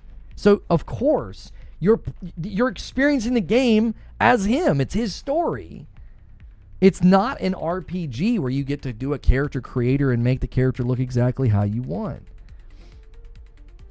That's why I think from the beginning, it's a presupposition based on a lie. It's this conflation of categories. Like, well, every game I should be able to make my own character. No, that presupposition and presumption is stupid. Why would you want that? Why would you want that? You want to be able to just change every story game to do what exactly? Fit some canned narrative? Like, I want to make every game a strong dude with a beard win the day. Like, we've got these games. It's not like there's a shortage of these games. There's plenty of them.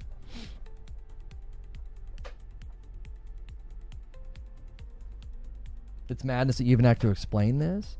Right, it's an insistence upon something that as soon as you put the shoe on the other foot, it trips on itself. Nobody comes to story-driven games and says, why do I have to play as a guy? Nobody does that. They only do it when it's a girl. And it's like, if you're not interested in stories about women, that's your prerogative, but asking the question as if the game is breaking some expectation within the landscape of video games, that's your own fault. That's willful stupidity. You're willfully choosing to be dumb. Like, don't do that. Why would you willfully be stupid? Why would you come to a game and have an expectation that doesn't make any sense? It would be like going to a rogue and be like, why do I have to start over? It would be like going to an RPG and being like, why do I have to spend skill points? Why do I have to do dialogue trees? What do you mean? You're coming to a game where that's part and parcel to how the game brings you in and gives you an experience. So, there are story-focused games. And story-focused games fixate typically on a cast of characters where there's a lead protagonist, supporting characters, an antagonist, or a bunch of antagonists, and it allows you to experience that story through the eyes of that person. And if that immediately turns you off when it's a girl, man, that is a you problem down to the bone marrow. There's no problem with the game. There's no problem with the industry. That's a you problem. That is an absolute, all the way down to the microscopic levels of bone marrow, a you problem. So play something else. Oh, yeah, it's not for me. It's not for me. Apparently, no, it's not. No story game with a woman in it is apparently for people like this. I get what you're saying, but just accept some people don't want to play a game with female leads. If they miss a good story, it is what it is. But that's just it. They're not saying that. They're acting like it's an indictment of the game, or the game's going to fail, or the game is making them, or shoving it down their throats. And it's like, no, it's literally just a game about a woman. Just like there are plenty of games about dudes. Like, and the games wouldn't work if you could just swap out the character. Alternative with a $5 super chat. So I'm listening to this conversation, and now I'm seeing that I haven't played a story-driven game in a while. Any suggestions? I mean, I think one of the best story-driven games ever is Last of Us Part 1. The remake is phenomenal, or the port on PC is in a much better place. Part 2 I loved. I was skeptical, didn't think I would like it. I ended up loving it. Expedition 33 is an excellent story-driven game. If you the turn-based, I loved it, and I'm not a turn-based guy. Those are good story-based games. Hellblade 1 is amazing. Ghost of Tsushima is amazing. God of War 2018. I was reminded watching that video this morning. I mean, just such an incredible story, an original score, the writing, the voice acting. Amazing. Such an amazing game. What a masterpiece God of War 2018 is. Just excellent. Those are some great ones to start with. 18 was better than Ragnarok. I actually think you're right.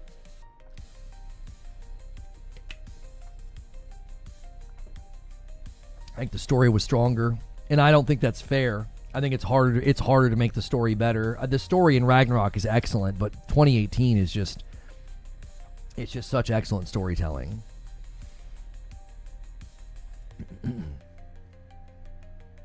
The combat is significantly upgraded in Ragnarok. This is true. Yeah. It doesn't even need to be a story-based. Imagine the Mario franchise had a character creator instead. Yeah, it doesn't even have to be story-based. This is true. Sometimes the central figure to the game just has a look and a feel that you can't take away by being like, well, can I swap the character out? I agree with you. Sometimes the look of the character is just central to it. Like, Doom Guy doesn't say anything, but Doom Guy is, like, central now to the identity of Doom. He doesn't even say anything. You know. Or did he say anything in Doom the Dark Ages? I feel like he just kind of walked around and stood there. God of War Ragnarok, Kratos was soft and polite and kind. Complete false claim, not true. Like, I don't understand. Like, you just type things that aren't true. You're like a Rolodex of falsehood. You're just like, spin the Rolodex. And you're like, stop it. And they'll just like, I'm going to say something false about a game now. Like, okay.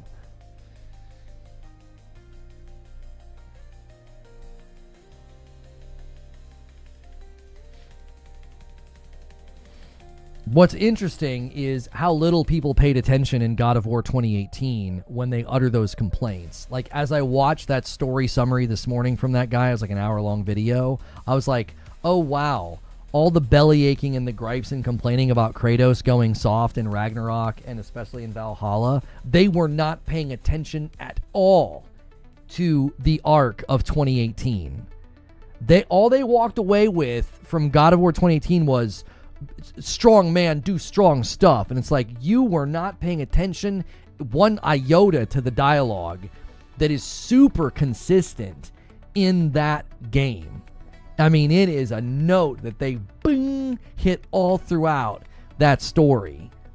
Good golly, it is not at all a disruption when you get to Ragnarok or Valhalla. Not at all. It's a continuation of everything from 2018. People just weren't paying attention. They were just, you know, ugh, strong man do strong stuff. And it's like, there's so much more going on in that story than that.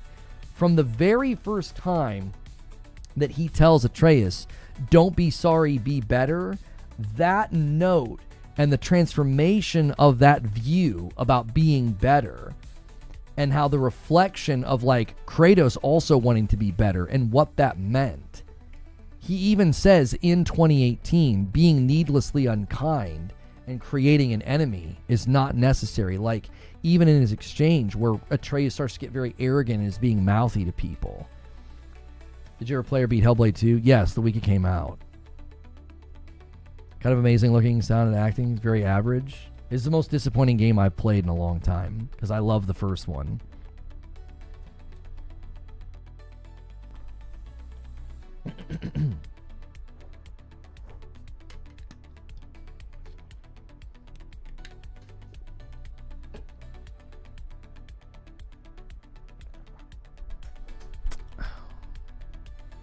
Yeah, we're going to shift gears to a new stream in about 10 minutes.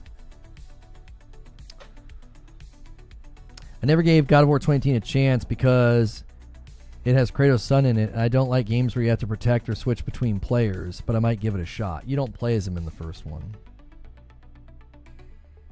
Yeah. You don't play as Atreus in the first game. I mean, he helps you. You can control him, and he'll like do ranged attacks and stuff for you, but you don't like control him. That's in the second game. No, I've not replayed the PS5 version of Hellblade 1 yet. It has a huge upgrade. Yeah, no, I haven't.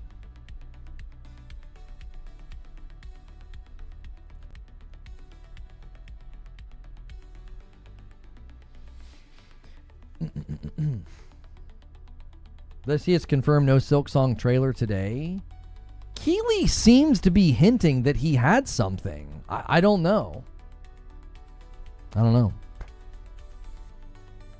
He'll jump on your back like a spider monkey when you climb a ladder. This is true.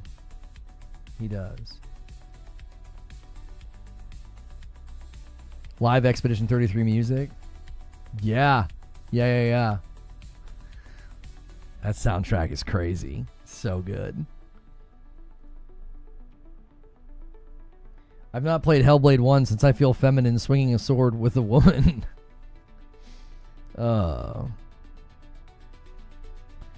Kratos' new title is the God of Hope. He is no longer a God of War, and that's unfortunate and sad. Yes, because self-reflecting on when and when not to exact violence on people is not something that somebody would do as the God of War. Except, no, actually, that would make perfectly good sense for a very seasoned, wise, prudent, and more mature and more tested God of War would be more self-reflective about when those things should happen. You know.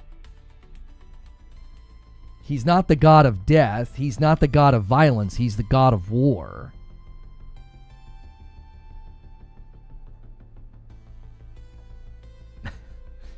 Within that title, you can definitely be more self-reflective and more wise. Like, read wisdom literature from people like Art of War by Sun Tzu. Read, Marcus Aurelius's Meditations. Read the Book of Proverbs.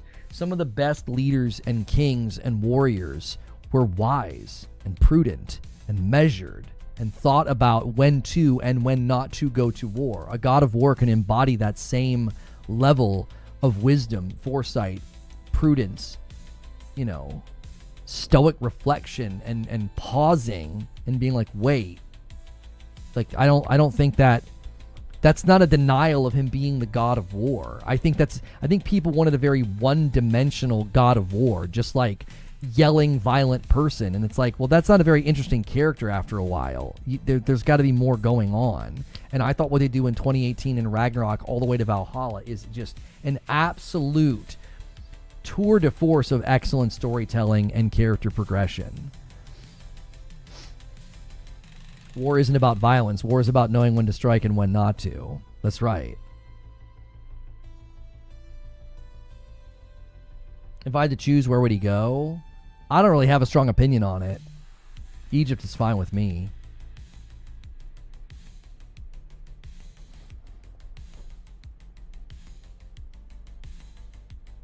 I'm late to the stream. Did you ever roll credits on Death Stranding 2? I did. Looking forward to your dialogue on that versus Expedition 33 for Game of the Year. It won't beat Expedition 33. No.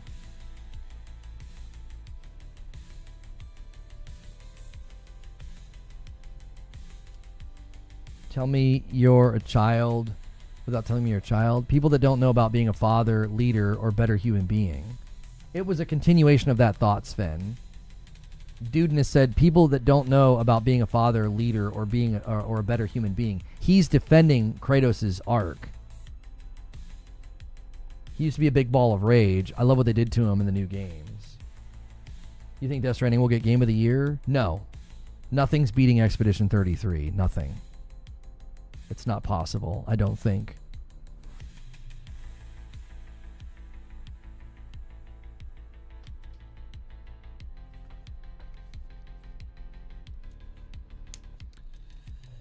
Biblical mythology does have wisdom in it, but it's not historical. Take it from a veteran. War is about violence and harm. Well, then why do you have people that reflect on, being a leader and seeing war face to face? Why do men in their later years look back and reflect? Like, read wisdom literature. Read what many of these kings and warriors reflect on later in life. They're not like, yeah, man, violence is awesome, just go kill. It's like,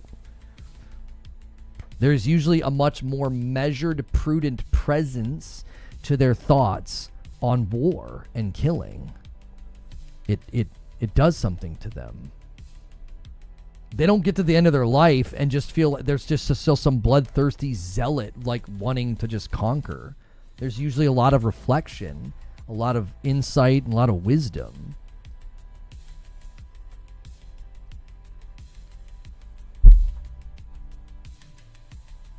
You know? That's why I don't think that they did anything. They didn't take any weird arcs with Kratos. I think his arc is perfectly sensible. Just within the history of literature from people in those positions, whether it be Art of War or Marcus Aurelius' Meditations or even wisdom literature like the Book of Proverbs, you see kings and warriors later in their life thinking differently about these things.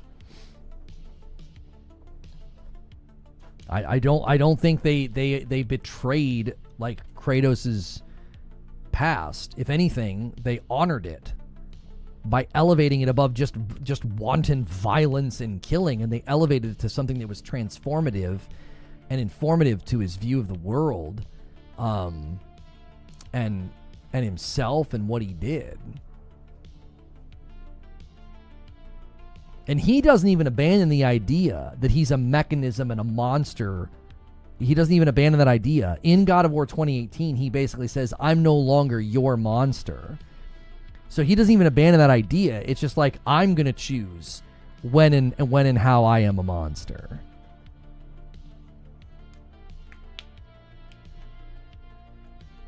After 9 rotations overseas, I think different about it every day the further I get away from it.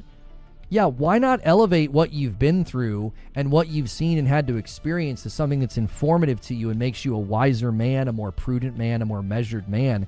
You're not just still all about it like, yeah, let's just go crack skulls and shoot guns. Spent 22 years as a soldier, then went in the private sector and worked my way up the ladder and retired because I got tired. I felt I could do more to help without feeding the war machine. Yeah. I think you talk to a lot of generals, you talk to a lot of people that were in those positions, and I don't think they would think that was a problem of what they did with Kratos as a character. All right, let me get these tweets going. In 2 minutes, we're going to shift gears. We're going to shift to our co-stream.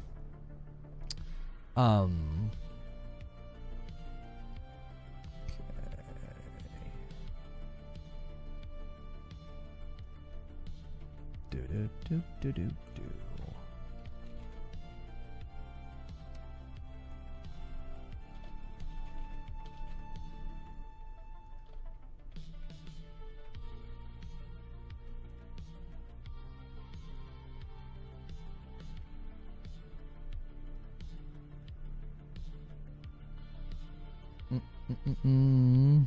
Read it, boy.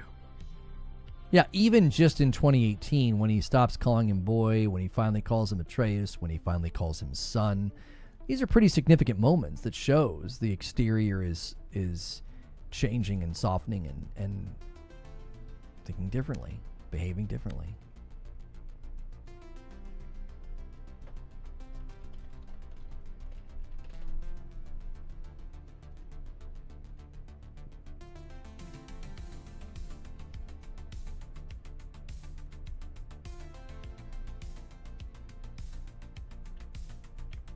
Okay, there is a link in chat for you guys. We're going to redirect. Get me to 500 likes before we redirect. We only need 12 more likes on this YouTube video, and we are going to go to a new stream.